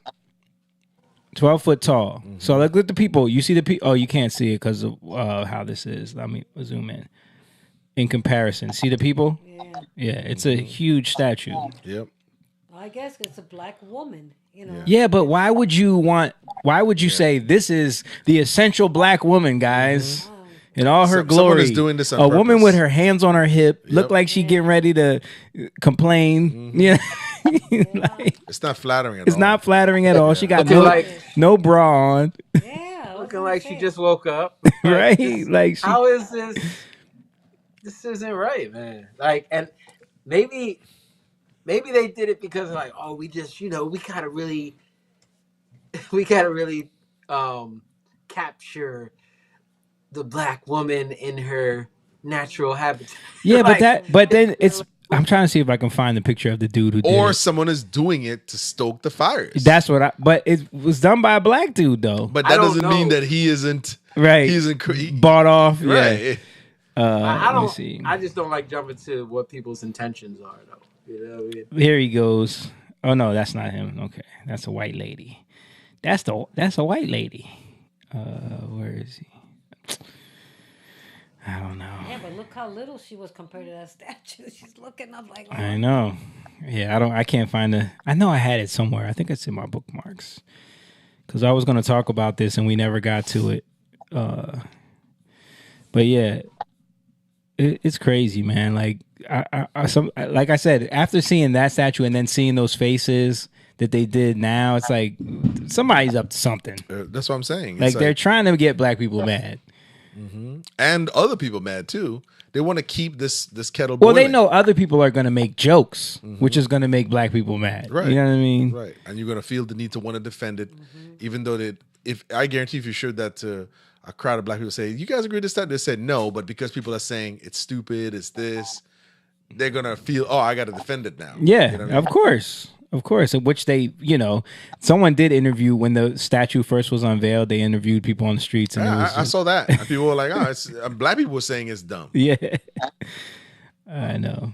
It's not flattering, Yeah, like why would you make that? This is the Kool-Aid episode again. Like, right. Like it's the same mentality. You gotta watch. You gotta watch that. I don't think you haven't seen that. Have you? Have you watched that show on Apple TV? It's about Hollywood. It's a Seth Rogen show. No.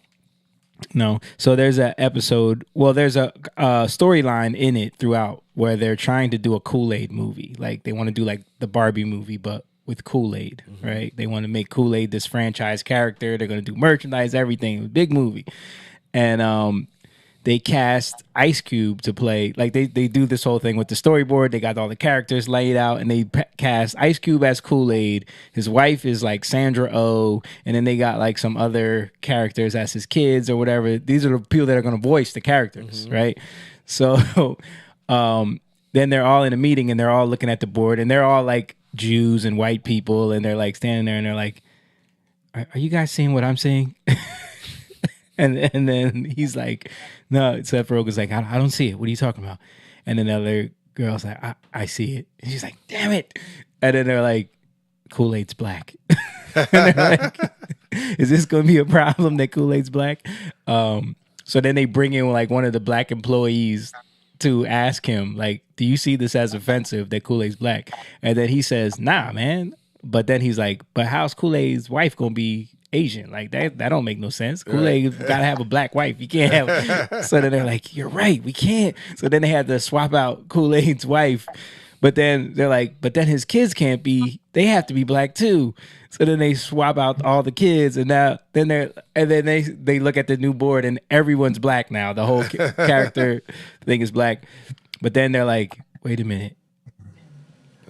Did we just make another problem saying that the only people that drink Kool-Aid are black? Right. And it turns into like this whole episode of they can never get it right because they're constantly chasing, what are people going to be offended by? You know what I mean?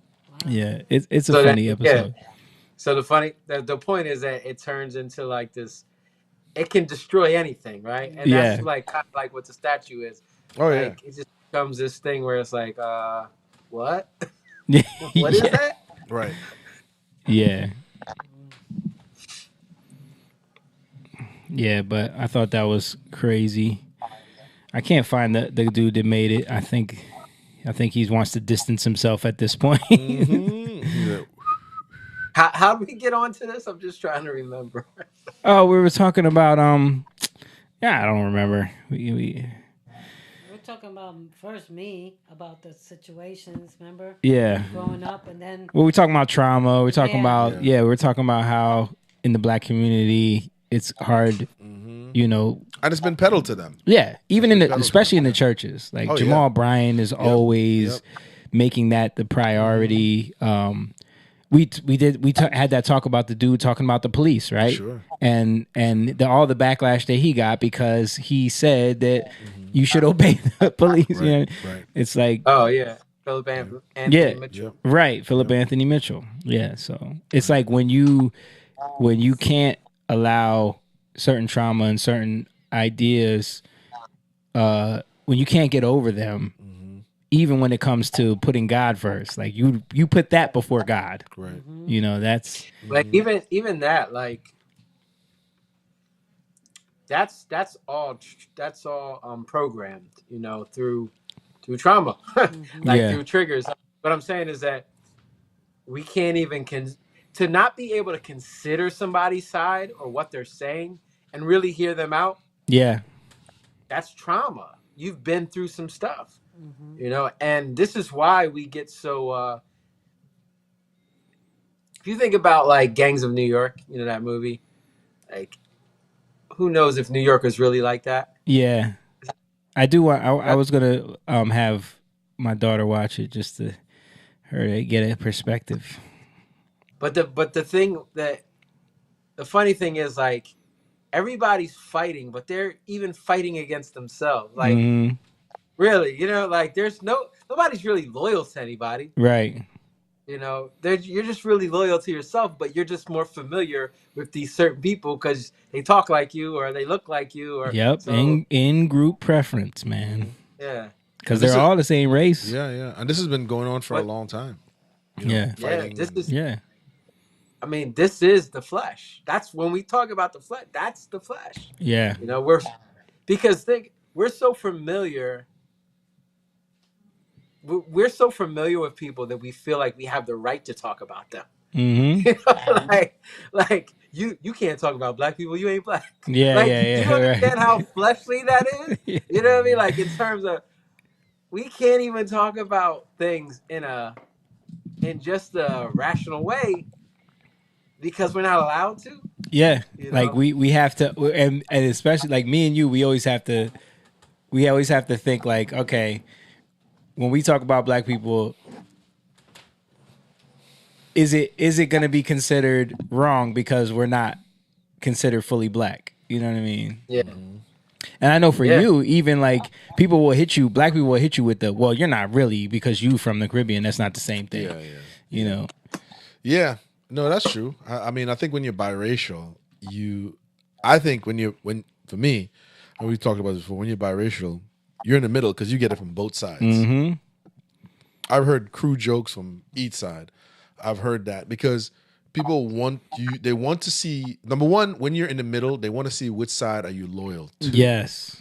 And they want to know, are you going to side with them? But the funny thing is, they're not loyal to you, though. Oh no! They just want to know where your loyalty lies. Right. That's the funny. There's no quid pro quo there. That loyalty doesn't go both ways because as soon as they're ready to dismiss you, they got a million reasons. Oh yeah.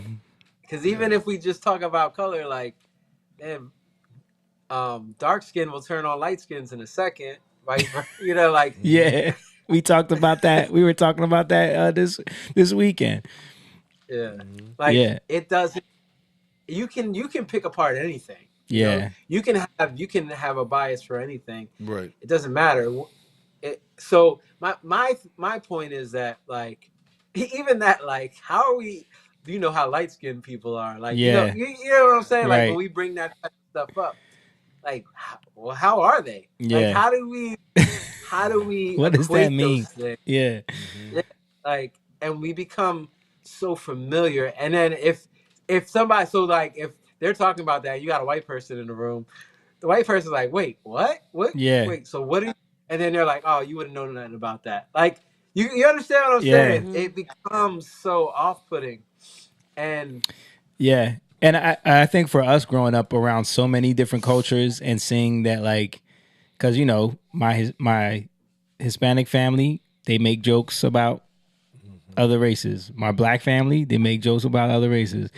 Our step family, they make jokes about other races. So it's like, to me, it was just like, oh, this is just what people do. Yeah. Like you choose whether or not you're going to take it offensively. Like it's not this. It doesn't mean anything, unless there's hatred and vitriol behind it.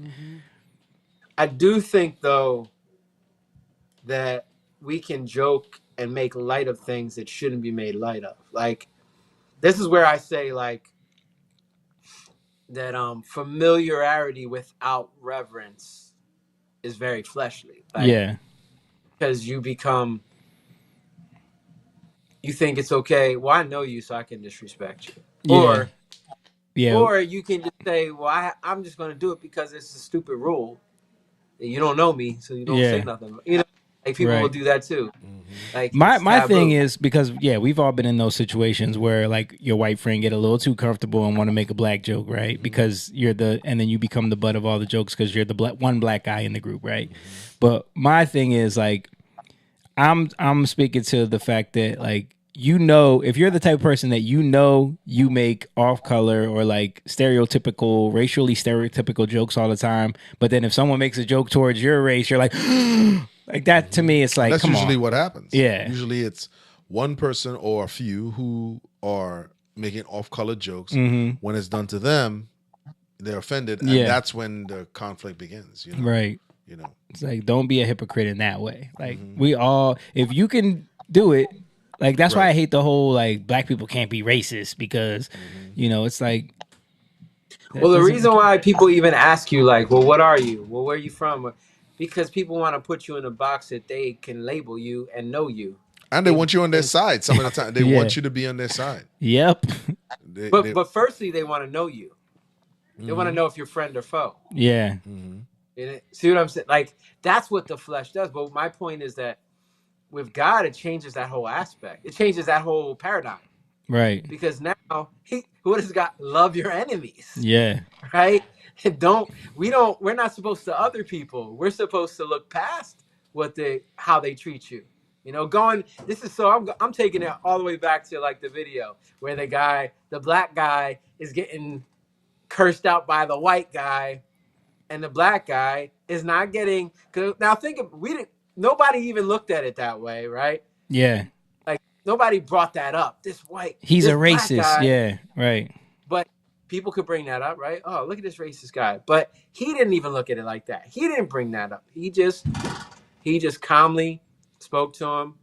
And eventually the dude got over himself. He prayed for him, and in order to do that, you have to see past what you want to label somebody. Yeah. You can't be so familiar with people that you say, oh, you're just this. Oh, you're just that. Right. And that's what I mean. Like, you have to have reverence for God enough to say, I'm not just going to other this person and think, oh, he's just an idiot or he's, whatever you want to say about somebody. Yep. And that's the love, I think, that starts to destroy these boundaries. Because most people, they can't wait to put you in that box. They can't wait to label you. Courtney said, I deal with this with my mom and family as well. I think she's talking about like racial jokes. Yeah. And you're going to deal with it with your boyfriend's family too. Trust me. Because the Indians got a lot to say about blacks. Oh, yeah, they do. Plus, too, I think, as far as that guy, the interaction with the guy, I think sometimes, too, when people get upset like that, they because they're hurting, they want you to respond a certain way so they can prove their point. Yeah. Which is like, you're attacking me. And when you don't feed into it, when you don't give them what they want, they kind of left bewildered because there's a predictable response. Yeah. Right? There's a predictable way of saying, if I start cursing at you, you're going to curse me back. I'll feel justified in wanting to beat you up now because you cursed at me, even though I did it first. So there's this weird kind of like, hey, you want to play this? Can I play this dance with you? Yeah. And you're like, I don't want to dance with you. And you're like, oh, come on, just curse at me. Right. Scream, spit at me so then I can do this. Right. So then I can, they want you to do that. Because if that black guy did curse at him back, he's going to be like, oh, what kind of Christian are you? Right. That's what he wants to prove. Huh? Oh. Right. I used to do this with shoplifters when I used to catch shoplifters. Yeah. I had buddies of mine who were actually go in the police academy, getting ready to go into police academy, I should say. And they were looking for a fight. They were so into the cop thing. They would come dressed like those cops. Are the shouldn't be cops. Right. And they so want to be cops so bad. They wanted, and I was, I mean, I'm 5'8", and at that time I was 150 pounds. Yeah. And I was like, listen, I'm not trying to get beat up or kill for clothes. Yeah. Right? And my boss, Letitia Shore, she was a female, and she was like, listen, she's like, those guys, she's like, don't follow those cowboys. You're not here to beat up anybody. Yeah. She's like, don't do that, because somebody punch you and you fall and you hit your head and you're paralyzed. Strawberries ain't paying for this. Right. So, or vice versa. Imagine you punch somebody, they hit their head and they die. That's true. Now you gotta. And I have it on camera. Right. So I started to develop, because like I said, naturally I'm not confrontational. I'll stand my ground, but I didn't know this. Right. And I remember coming up with my own, like, hey, I would approach, and at first I would approach aggressive because I thought I would scare them. Yeah. And they'd be like, oh, I'm sorry, and come back. And that hardly ever worked. Versus going up and be like, hey man, listen, you have some stuff in your bag. I saw you put that in there. Come back inside. Let's talk about it, and we can resolve this peaceably. Yeah. You know what I mean? Yeah. Versus being aggressive. And I learned that through watching the more mature, older security guards, kind of like, they're in their 50s. They're not trying to beat up a 21-year-old. They're not going to win. Right. And we would get them back, and we'd be like, if the clothes is not damaged, if you didn't damage anything, you didn't rip anything, we need ID, and we'll send you on your way. If you resist, and you would talk to them. Versus, like I said, most of the guys going in the academy, they can't wait. Oh my goodness, man! These guys were ready. But that's the thing. Like, these dudes do not. There should be a vetting system in the police academy. Like, and I know that maybe they're short staffed and they need people, but there's got to be, like, part of the psych evaluation has to be like, does this guy want to be a cop so bad because he just wants to like that should disqualify you. Yeah. Like, if you just can't wait to wield your authority on people. I mean, we see it. We talked about this before. Those channels used to annoy me, the auditors. Yeah. But now I have a great appreciation for them because we can see police officers taking advantage of their authority. We need a check and balance in place on police officer activity like that. Like, they should be able to know the law, know your rights as a citizen, know where they're overstepping, and where they can't just bully people and boss them around just because I'm a police officer, you have to listen to me. Right. You know? And I learned that, like I said, and I actually, before I left, I had the most shoplifters in the district, and it was never aggression. Right. It was never aggression. It was always like, hey, come back. And I would try to work out with them. Who did you have to fight more than anybody? Women, right? Women. Yeah, women. The women were the ones that want to fight you all the time. Yeah, because to them, I'm because in this society, being a shorter guy, they don't look at you as masculine, right? So they think they could beat you up. It's like, what are you doing? So what are they expecting? They're gonna get away? Yeah, well, I mean, they wouldn't get far. Yeah, but I'm just saying, it's like, what are you doing? But it was just, and the other thing about working in loss prevention, it taught me this. I learned unequivocally that there's no virtuous person. Oh yeah, I caught black, white, old, young, gay, straight. I caught a police officer once. Yeah. I caught a principal once. I caught a firefighter. It's like I caught, because they don't think you're looking. Right. They just want, they look at something, they want it, and at the impulse, they look around to make sure nothing's there, but the cameras were hidden. So it showed me, because I remember one time I would always be looking at a certain type, and Letitia taught me, no, you need to pay attention to everybody. There's a couple of signs and things that you have to look for. Yeah. And through that, I was like, wow. Like, I would have never guessed this person. Yeah. Right. So I think it's that. I think, like you said, intergroup preference, and because we naturally have these biases that stick with us, we don't ever check them. We don't ever slow down and be like, wait, hold on here. Like, no. Like, slow down. I'm operating with biases. Same as the police or the judges or whomever. It can happen. It's just you have implicit bias. You know what I mean? Absolutely. Do you know who are the most abusive to children in America? Like, teachers, right? Isn't it teachers? No. Oh. It's middle class white dads. Wow. Yeah, Tim Tebow just did a thing about it. Oh, okay. And they're college educated.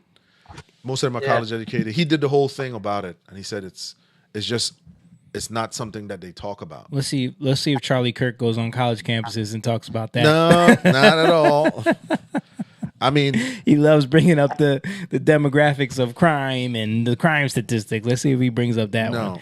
No. I mean, and it's okay. I was just gonna say, I think that's more telling because a lot of times these things are hidden, right? Yeah. And you can't see it. They're better at hiding it. Yeah, they're unassuming because they're not as triggered, right? They are able to keep themselves under control.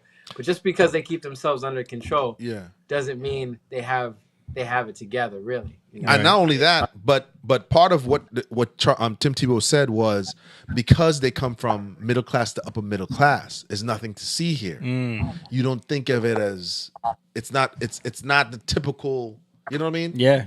You know where what were they saying? They were saying that I watched this documentary about two older women. They were mules. They were two older white women that transported massive amounts of drugs from Mexico. But they drove a station wagon. Right. They were just two old ladies going to Baja. Wow. And this is in the 70s. And they were mules. They were just transporting drugs. Wow. They wanted to live out their life. They were young at one time and they were involved in a lot of like scammy kind of things. This was his interview on what? He just did an interview on something. Who's this? Tim Tebow? Yeah. I don't remember the platform. Yeah. What I was referring to was perception. Okay. So Tim Tebow did something else about because it's no.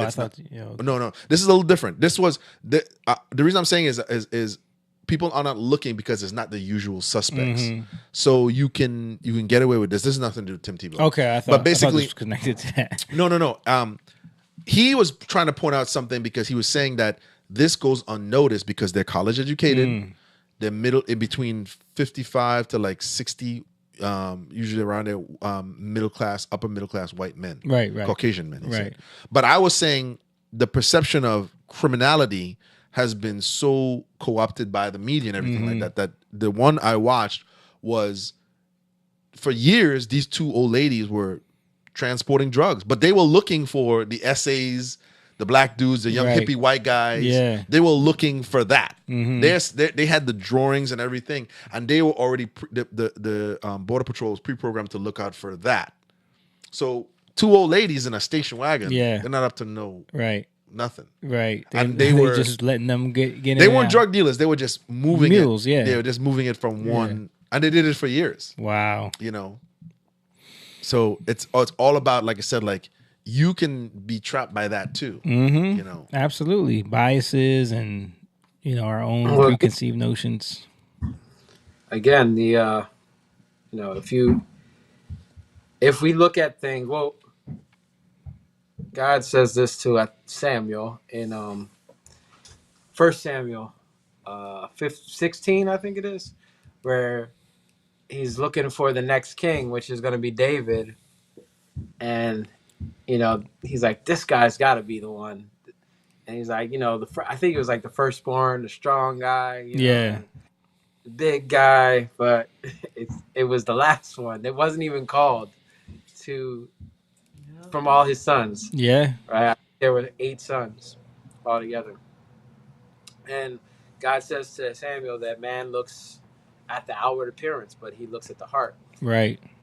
And I think that's what God is always convicting of us of, like, how are we going to see the world the way he created it to be? That's perception, right? How we see the world. The world is the world, but how we see it is perception. Right. We have to see it the way God intended it to be. And most people don't, obviously, we don't see it that way. We're looking with our flesh. I'll say it again. And we say this word and it becomes so convoluted, this flesh word. But I'm saying flesh because it's literally, you're seeing it the way you've been conditioned to see it. You're seeing it we're seeing things. Oh man, they're a really good singer. You know what you need to be? You need to get a record deal. You need to do like all of that. That they go straight to that. But yeah, is this person integral? Is this person is their character good? Like none of that matters to people because all they care about is the flesh, the talent. And we see this all over and over again so many times. This is what people look at. And we get conditioned to look for those things, right? And that's why we become very bad judges at what to look for in the world, and people can sneak up right behind you and kill you if they know how to hide themselves good enough. Yeah, man. And we don't know, like some of the most evil people in this world, in this country right now, they look so unassuming to the normal person. Yeah, like politicians, judges. Yep. Did you guys see the leaked footage of that judge helping the illegal escape right past those federal agents? Yep, I saw that. Wow, I didn't see the judge that ended up getting arrested. They leaked the footage of like how she distracted the agents so that they could let this guy escape. Oh yeah. Sorry. Crazy. Crazy. Agents of chaos, man. Y'all hear about all of the RINOs that voted against codifying the DOGE cuts? Yeah, man. Let's bring that up real quick. Senate, you mean? Huh? Yeah, all the RINOs in the Senate. Senate Republicans voting against codifying DOGE foreign aid spending cuts. Let's look who we got here. Like you said, James, the usual suspects, right? I see Lindsey Graham in there. I see McCormick, McConnell. Scott's in there. I seen him, yep. Yep. Grassley. Yeah, all of these people are against the fraud that they found, all the cuts that they want to make, they voted against it. Yeah. And why is that? Because they're getting their cut. Right. They don't want to lose out on that. Right. DeSantis called them out. We'll play a little bit of him calling them out real quick.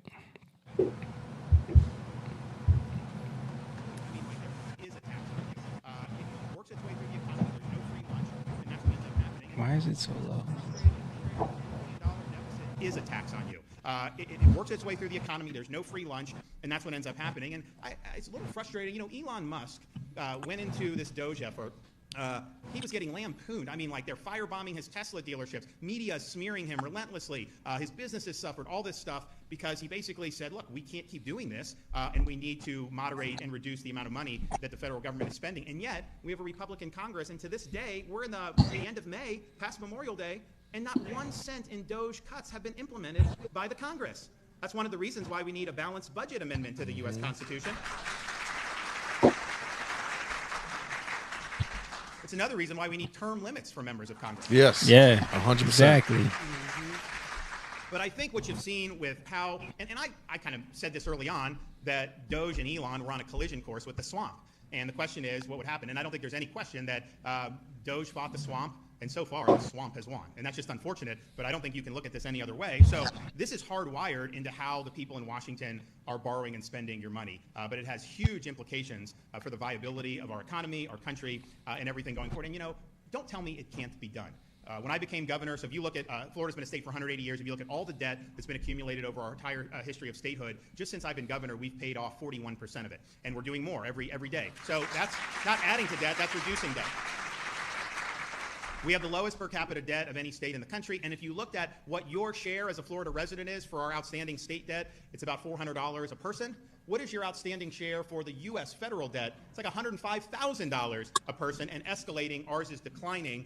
You also look at Florida, we have the lowest number of state employees per capita, don't have a big bureaucracy. We are also the second lowest in terms of spending per capita. Okay, we get it. He's just going on in Florida. But yeah, I mean, so when people ask us right there, and like people, like we've had people comment on here, I've seen people on some of our posts, like, you guys say you're not Republicans, but you, like, we do not support these Republican Congress members that are openly fighting against the will of the people, what the people voted for back in November. We wanted to cut the spending. We wanted to go through and audit our government. We said that was the mandate that was given. And these we've people been saying term limits for a long time. Term limits are something that is needed because Mitch McConnell can barely operate right now.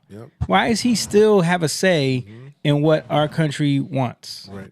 Like this is crazy. There's never a time when we ever said Republican, they're righteous in any way, shape, or form. You know, we know that there's corruption, and that's why we're exposing it. Yeah. You know, that's why we're saying, hey, you know, this is not just one-way traffic. We know that. We know that they're getting paid. We know that they're bought in with corporations and, you know, the lobbyists. We know that. And they work on the same team for the most part, especially the older establishment ones, the Pelosi's and the Lindsey Grahams and the Mitch McConnells and the Chuck Schumers. Like, they pretend like they're battling it out. But at the end of the day, they're all fighting the same battle. They're all working for the same people.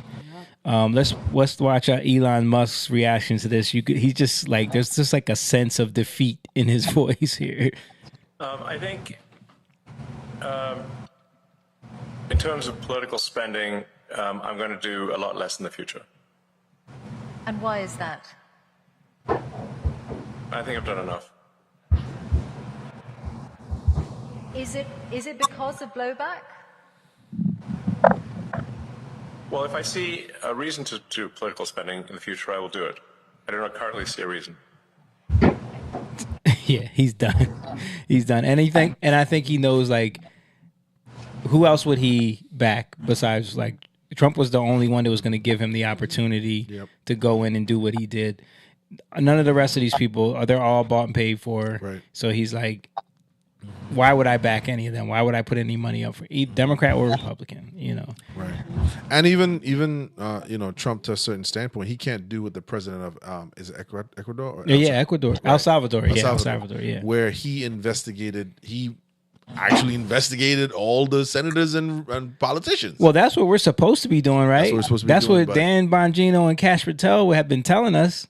But now they're coming out saying that Epstein didn't kill himself, that there wasn't, that the lone shooter story is true. Like, I'm like, what is going on? That's what's going on.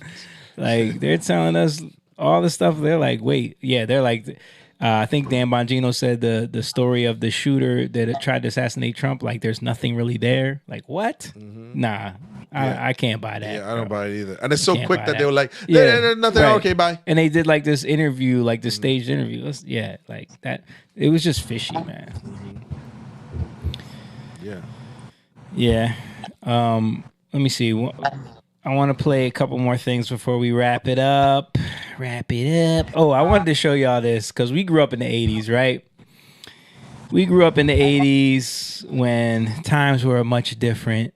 I saw this going viral on X. I just want to get y'all reaction to this. It's a Red Lobster commercial. Red Lobster commercial from, I think, like 1984. That's real old. I wasn't even here. Watch it. Watch this. It's Red Lobster's new lunch special. Shrimp and chicken, just $3.99. Golden fried shrimp. $3.99, grilled chicken breast bro. with salad and baked potato. Just $3.99 for a limited time at Red Lobster for lunch. That's when people were making $3.99 an hour. Your salary. Bro, that is... I saw that. I was like $3.99 for the whole lunch, like chicken, shrimp, lobster, baked potato. It was in the 80s. Yeah, but you know, inflation. How much do you think that would cost now? That's at least right 18. There. That got to be like $27. $27, $28, right? Yeah. So that much inflation? I mean, 9 times as much. When I came into U.S. When I came in 1995, gas was what, $1.15 per gallon? Yeah, about that, yeah. Right. So in that short time, you know. Yeah, but how much more? That's 30 years ago. Right, but what I'm saying is, look how the increase there. We're still at like 2-something, right? I mean, where are we at right now? 2-something, right? Yeah, $2.99 I just saw. Not that bad. Not that. You're talking about the difference. We went up a lot more. It came back down. But no, food, yes, that is true. That inflation has gone up that much, or is price gouging? I think it's a little bit of both. Like it's probably a combination, but because they can say whatever. I see it all the time. Bird flu. I see short chain supply demand. They can say whatever. They can. Supply chain. COVID did it. You know, we're still dealing with the effects from COVID and then them printing trillions of dollars during that whole thing. But that in juxtaposition of this meme that I saw just kind of wrapped it up, brought it home for me. Like Al Bundy in the 80s and 90s was considered comically fat and poor, and then they show what he looked like and like the home that he lived in. Like you can't even, people can't get those type of homes now. Right. That's 500. That's 600,000. Right. But this was considered poor on the show. Right. Like they were white was a trash. loser. He was a loser. Worked at a Says retail shoes, yelling store at selling women. shoes with the fat women. And he lived in a Right. house that most people can't even afford now. Right. And he wasn't like, look, he looks in shape. Right. Compared to nowadays. In real life, he is actually a black belt in jiu-jitsu. I know. Yeah, I know, but it's just funny, like Yeah. how times have changed. Yeah. Like Yeah, what, man. Yeah, The American dream has been dead. They killed it. yeah. They sold us out, man. Yeah. I think during this generation, during this era, The plan began back yeah, then. like when you look at what Clinton did with IP and with selling manufacturing over to China and losing all of our manufacturing here, like they talk about how we had a surplus under Clinton, but that's because of a lot of those moves. And Companies were being shipped over, and it was reported as a surge in their profits, but they were Right. moving overseas. Exactly. They got bought out and conglomerate. It was the era of merger, right, so it looked, yep. So what we were doing was we were selling out our future, right. and Yeah. that's what we're dealing with, the consequences of that now. Right. If we sold, let's say, we sold every hospital to China, Yeah. and they bought it for like $10 trillion, Yeah. it would look like, wow, we made The all this medical money. system is doing great, But yeah. technically, right.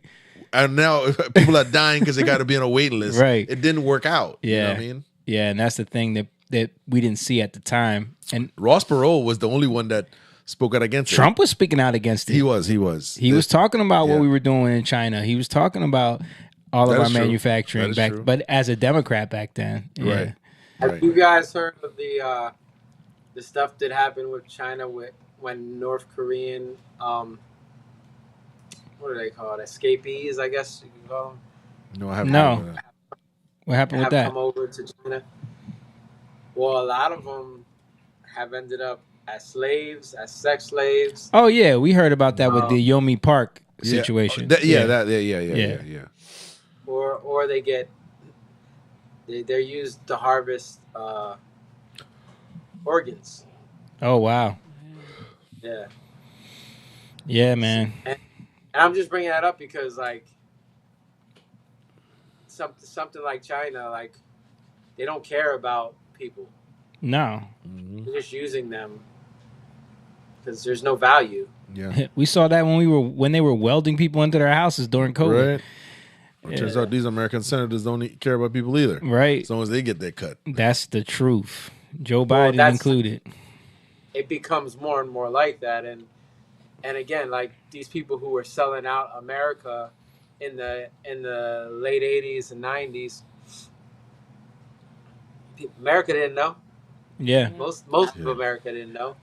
They were selling them out for their own selfish reasons and their own selfish futures. Well, because how would we know? Yeah. Like, how would we? people, our parents, like, Yeah. look how my mom grew up, Yeah. right? She's trying to raise 2 kids Yep. on minimal income. Yeah. She's going to look at, prices are this now because of these decisions the politicians made. I like that. Right. I want to pay less Right. for these things that my kids Right. need. Like, right. And to be honest, the 90s and the 80s, yes, it was bad, but it's comparable to now. Mhm. Like you could still live. Yeah. Like the American dream was dwindling, but it was affordable. Yeah. This is on a whole nother level. Right. Shaniqua and I are looking for a house. An average pre-COVID, an average house was between $350 to $450, Yeah. give or take, Mhm. depending on the condition, and you could negotiate. This every house we go to, we have to put in an offer over 30. Yes. Right. And that's like, bro, we're getting beaten. Yeah. Like, it's like, James, I'm sorry, they took another one. How much? They won't tell us. Oh, next day they call us. It was like 50,000, 100,000 over. Remember that happened to Simone? He had to pay more. Well, that you're also adding into the equation these big corporation, these big firms that are buying up properties. Vanguard, BlackRock, and all these places. I think there's another State Street. State Street, yeah. How can you compete with that? You can't. They can offer pretty much anything because there's no law written. There's no laws written saying that they couldn't do it, and that's what we got to stop. So the American dream is being crushed by corporations. It's actually not people competing. Trump brought that up though. I hope he does something about this because what they're doing is BlackRock is tied in with Zillow. Yeah. And so they have, because all these realtors have portals now. Whereas before, yes, they had access. They can do it instantly. And you could actually because a lot of people are doing it. You could actually go around and cold call, and you can buy, you can actually secure deals and brokerage them and then sell it off to corporations. So you have a lot of guys doing that. They're basically calling around like, I'll buy your house. Because a lot of houses in foreclosure and debt owned by the county, they just call around looking for deals. You've seen the signs where it's written in, look like markers. We'll buy a house for cash. They write them that way on purpose. Yeah, to make it look like it's a small buyer. Yeah, no, it's not. Right, it's a corporation behind that. But the American dream, you're right, slowly got crushed. Right, because we thought these things, we left it in a surplus. Clinton used to brag about that. Yeah, and really he wasn't telling people that when these corporations that were like basically coming together, it looked like a surplus because they were selling them and they were merging. But really what they were doing was they were sending it overseas because they didn't have to pay health insurance, they didn't have to pay retirement, they didn't have to pay for workers' comp. They could literally sub this out overseas. All the labor was subbed out, and then lay off everybody here. We close down the plants, close down the factories because we were manufacturing. We were manufacturing everything. Right, but then we sold all that off, all those plants. That's why all those cities that were manufacturing started to go to crap. Detroit is one of the biggest ones. Virginia, there's another one. The ones in Ohio, all steel Pittsburgh, mills. Yeah, man. And they found those companies over there, and they were willing to make deals with them. And saying, hey, well, we don't have to pay all this unnecessary expense. What these corporations look at it from that standpoint, we're not ever going to touch that again. It's just pure profit, right? Just like the music industry, it wasn't actually about talent, and ability. It was about who can sell the most records, so we can make the most profit. And then think about it: if they can make as much money with music that is made on a laptop that doesn't require to pay a drummer, a guitar player, a bass player, a producer, the arranger, the sheet music guy, the chart guy, then you have to house all these people, then you have to pay for them to go on tour, and now you need all these vehicles. Like, I got a laptop, a DJ, and a rapper, and I'm making just as much money. I'm gonna lean towards that music. More of them. It's much easier for me to make money with that. Yeah. Let me ask Jake. Jake, what year did you buy your house? 2019. Yeah, see?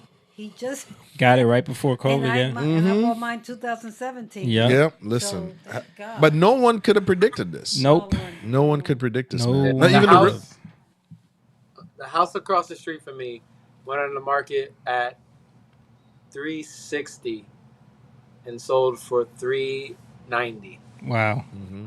So, Mom, do you remember how much you and Dad bought that house in Sicklerville for when I was like 3? 20,000. 30,000? Whoa! No.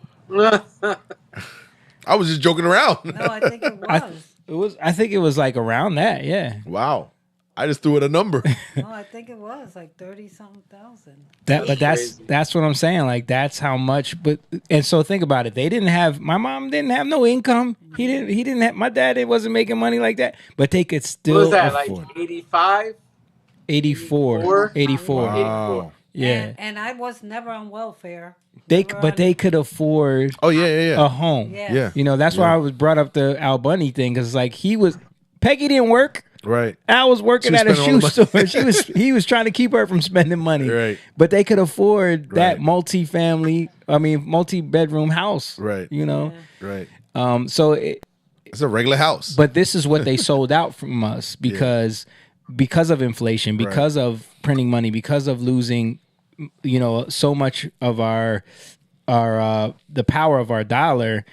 Now, when you look at millennials, Gen Z especially, the amount of homes that they own is astronomically low. Right. And there's another aspect of it which a lot of people don't talk about, because there was a movie done about the housing crash, The Big Short. Big Short, yeah. What they don't tell you, because again, there's truth in it, but it's truth to a certain point. So when I looked into it myself, because I'm in the construction world, part of it was this.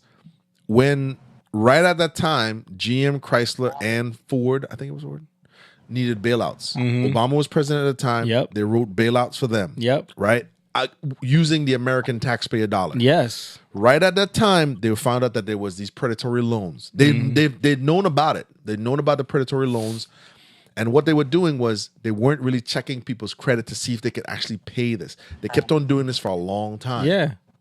Shortly after that, they found out that these people couldn't afford these, and these mortgages ballooned once the recession happened. Right. And they couldn't afford it. These mortgages that were like $1,200, $1,800 ballooned to like $5,000. Right. People just abandoned this. A lot of construction companies that was partnering with the realtors and the lenders to sell off these predatory loans went bankrupt. They asked for a bailout. Obama denied it.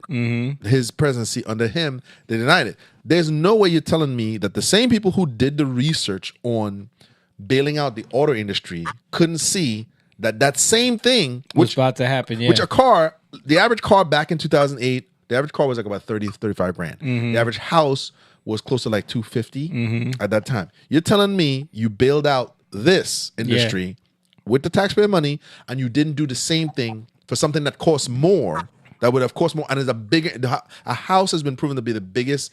Well, they bailed out the banks. If you they bailed remember. out the banks. Yes, they bailed out the banks. They didn't bail out the construction companies. They didn't bail out the American people that were underwater. But they knew, bailed out Wells Fargo, Bank of America. All these people got huge. So so you're right. So they bailed out the banks and the auto industry. Right. But the housing, and I think that was a plan. Yeah. Because they knew that that happened in 2008. Yeah. Man, So- that's weird, because that's when I was trying to sell my house. Yes. And you couldn't sell it. Yeah. Yeah, you buy them cheap. And what I'm saying is this. They knew about this because that's when these corporations were buying up all these homes. Yeah. Just buying them up. Bank-owned properties. Yeah. They were selling through the bank, but this became predatory after a while. The bank didn't need to sell these homes anymore to make their money back because they got bailed out by the government. Right. So that opened the door for all these investment firms to then get these cheap It was properties. a great idea. They were everywhere. Yeah, and we can literally go and we could literally go and create a whole industry on just literally buying up communities and renting them out. I don't know if you heard about this, but in Atlanta, they said there was a suburb that's pretty much owned by a Canadian corporation. They're just, and this goes back into what we talked about a few years ago when we were talking about the Great Reset by Klaus Schwab and these other global elites. And they talked about you will own nothing and be happy. Because if you're renting, and if you don't really own anything, and this is part of the thing that affects the minority community, because they have been programmed to not own, rent, stay on Section 8. Yeah. When you don't own something, you're not going to put pride into it. You know what I mean? You've slowly conditioned yourself that this is valueless because we can get another one. It's not ownership. I don't own this. Yeah. And then do you ever learn how to be an owner? No. Do you ever learn how to steward over something? No.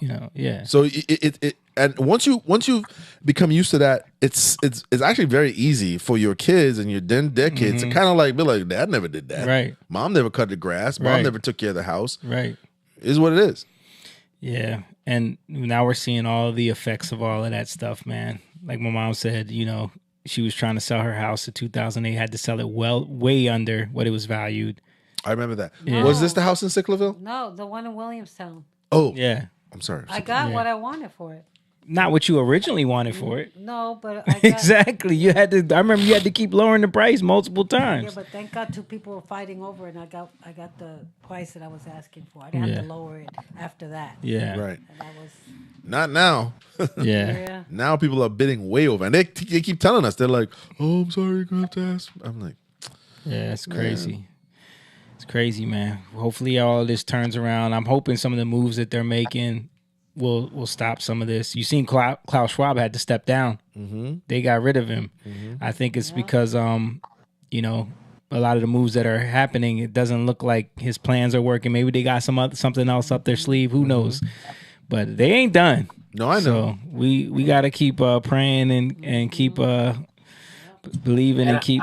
Go ahead, Jake. I wanted to say that another issue, especially like when with the Big Short 2008 recession stuff, a lot of those issues were because people were living beyond their means, but also doing whatever they could to make money, right? And doing schemes because they were allowing them to do schemes. Oh, we could do this. All right, let's do that. Well, the Big Short is about those dudes getting rich because they were the ones that kind of saw that this was going to happen, and they started betting against the housing market for the first time ever. Yeah. But even before that, like even in that, you see what these guys in Florida, they were getting rich off of these loans. They did it in Willingboro. Yeah. In Willingboro, they started. There's a whole class action lawsuit. I found out about this. They were taking. They realized that white flight was going to happen if they started bringing in black people, and then these realtors and these lenders were like, "Wait a minute, this could be a twofold thing. Right? We get to sell the white homes, and we get to sell." No, we get to buy the white. Well, they're gonna sell it to us, and then we get to sell it to these black people. But they would put like 5 or 6 people on the mortgage because you could put multiple people on the mortgage because they couldn't qualify. Right. That's why when Willingboro changed, I've met a lot of older people who Willingboro was different. Bro, it used to be rich. Right. Boyz II Men used to live there. Right. We went to their studio back in the day. Okay. Yeah. So he said that these realtors and these lenders knew that, and so you move one black family in. And they would be like 15 for sale signs. It'd be like, we get to buy the house from them and sell it to them. Right. You know what I mean? I don't know if you guys are. I'll find it and I'll send it to you. Yeah. But he showed it to me. A guy I work with. He's an older white guy. Yeah. And he talked about how there were black people in there, but it was more military. It wasn't. But then once the push in the 80s and the 90s, late 80s, early 90s, towards inner city, and they would go down there and say, hey, put your mom, put your cousin, you, your brother. Everybody had like a credit score of 200, but together. But so that's to your point, Jake. Like it was all scheming of people trying to make money in all of these like nefarious ways that led to all of this. Yeah, scamming. Yeah. Because people are only thinking about themselves, and ultimately, it destroys. We don't realize in the moment. Oh, I'm making money. I'm doing this. I need to feed my family. People always say that stuff. Yeah. I got to buy a boat. Yeah. No offense, Pops. But then, like, years later, it comes back to affect so many people. It brings destruction. You're right. That's a great point. Because now their kids can't find homes. Can't buy homes. And they don't want to give up. The boomers don't want to give them up. They're holding on to them homes. They're saying, y'all are on your own. Right. You kids can't do anything right. Yeah. So, yeah, exactly. You know You're how right. many times I get messages every day about people wanting to buy my house. Me too. Like I get every text day, messages. multiple messages. Right. Is your property for sale? Is your property for sale? I just ignore it. Yeah. Yeah. Even if you sell it, I'm still coming over here. Nah, bro. Where would we go? There's nothing available. But so one thing I forgot to mention, I was going to tell you about this when we were talking. I lost my train of thought. Have you seen the new homestead movement? Even Josh. Yes. Even Josh brought it up. Yeah. Josh Bro, ready to go. I've been watching the homestead stuff for a while. That's been growing. It's been over growing. The last, I'm like 5 wow. years. Like, we started to buy local eggs, and Shaniqua and I have been where we live in Lumberton. Yeah. There's more farms out there. Not as much down here. Yeah. But we go and we buy local eggs, and we try to buy support. There's more and more people who are realizing that in order to really combat this thing, not enough, but enough that people are realizing that you got to participate in this communal exchange. Yeah. Which is support the local farmers. You know, even we found a butcher out there that sells.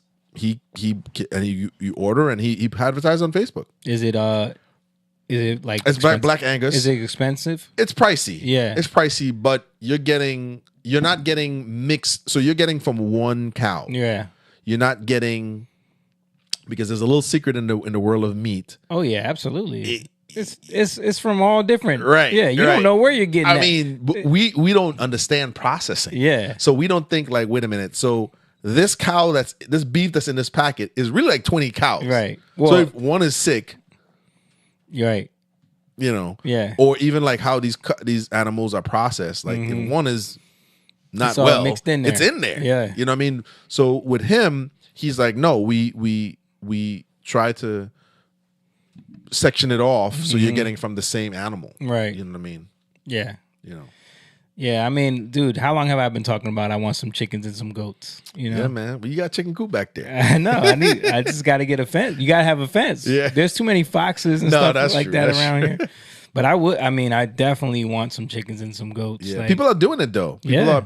Denmark, was it Denmark? During COVID, because of shipment and change, Denmark said we're going to give you chickens and agriculture. Yeah. I mean, seeds, so that way you can at least sustain yourself. Yeah, and then when it's all over, then you can give. And people kept it. And then the opposite was happening here. They were not letting people buy seeds for some reason during COVID. You remember that? I remember that. They were not letting people buy seeds. It was like, what? Right. Yeah. It's interesting. But yeah, I think there is a movement to get back to that. I'm seeing more of it. When eggs were so pricey, people were like, oh, I need to figure out how to get some eggs. And or buy direct to farmer, because I looked it up, of course now it's like everywhere. But it's like we'll send you meat, we'll send you eggs, we'll send you. Yeah, they have a lot of those services now too, where you can order direct from these farms. Yeah. I mean, listen, we need to get back to that. I want to support this mass produced farming, factory farming stuff is not good, you know, and people need to get back to more understanding where your food comes from, eliminating seed oils, all that stuff, man. Jake, you'd be proud of me, man. I started my mother-in-law. I I want to make ice cream, and she bought me an ice cream maker. I made my own ice cream.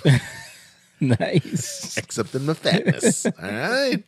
That's way better for you than the stuff. Oh in yeah, the store, yeah. Yeah. My kids didn't like it. They didn't like it because I didn't follow the ingredients to make it super sweet. Right. They're used to I it use being natural. I use maple. Okay. So it is. They're used to way more sugar in it. Yeah. So he said, "Ew." She ran off. She ran away. That's funny. Because it wasn't like, even Shaniqua was like, yeah. I was like, they're used to, when you're used to it don't taste like ice fake cream. processed stuff, the real stuff. It's like, let them taste some real yard fowl. Oh no, yeah, no. You like know, chocolate, you tasted chocolate. Yes. Actual chocolate. It's bitter. It's very bitter. But I'm saying, like, people that have grown up eating Purdue chicken their whole life. That's true. You get them a chicken that's really from the yard. They're gonna say, "What is this?" Eagle? Yeah. But the ice cream was good. It's just that I looked it up how to not put like all the fillers. We forget fillers. Yeah. There's a lot of filler and it has air. Yeah, that's how it's whipped so that it's this much ice cream in the container is this much. Yeah. I was like, that's how I went on ice cream. Yeah, dude, you can tell, especially like there's certain brands that if you leave them out, they don't melt. Yeah. So you know what I'm saying? It just turns into like a big puff of like, because they're all whipped up with air. Yeah. All right, guys, let's wrap it up there. Anything else, Jake, you want to say before we get out of here? No. He wants to know where he can get some ice cream. I'm trying not to eat no ice cream right now. So. Yeah. I gave up. I'm going to let Jamie and Simone be the sexy one. They're doing alligator burps. Simone's doing that right now. He is. Right? He said he got homework to do. He's over there jogging around the block. All right, guys, we're gonna wrap it up there. Thank you guys for watching, sticking with us. We appreciate everybody in the chat. As always, make sure you hit that like button, share the video with your friends. My mom's gonna put the camera back on me soon. I know she is. There she goes. I'm trying to find this thing got a little messed up down here. No, you're good. I can see it. It's fine. He's doing the outro. Thank you guys for watching. Oh, don't forget, if you want to support what we do, if you like this conversation, if you want to be a part of the Young Lion Pride and support the community and join us and just amplify this type of conversation so we can continue to grow this thing. Make sure you go to our Patreon, patreon.com/youngliontv. Link is in the description. Also, we do have merch on our band's website, which is jatan.com/shop. Also in the description. Cash App is in the description. And we're going to see you guys next week. It'll be June, man. Yeah, man. Right around the corner. Thank you guys for watching. We out of here. Peace. Young lion, go live, yeah. Young lion, you rich, yeah. This kingdom has room, yeah. Go and fight.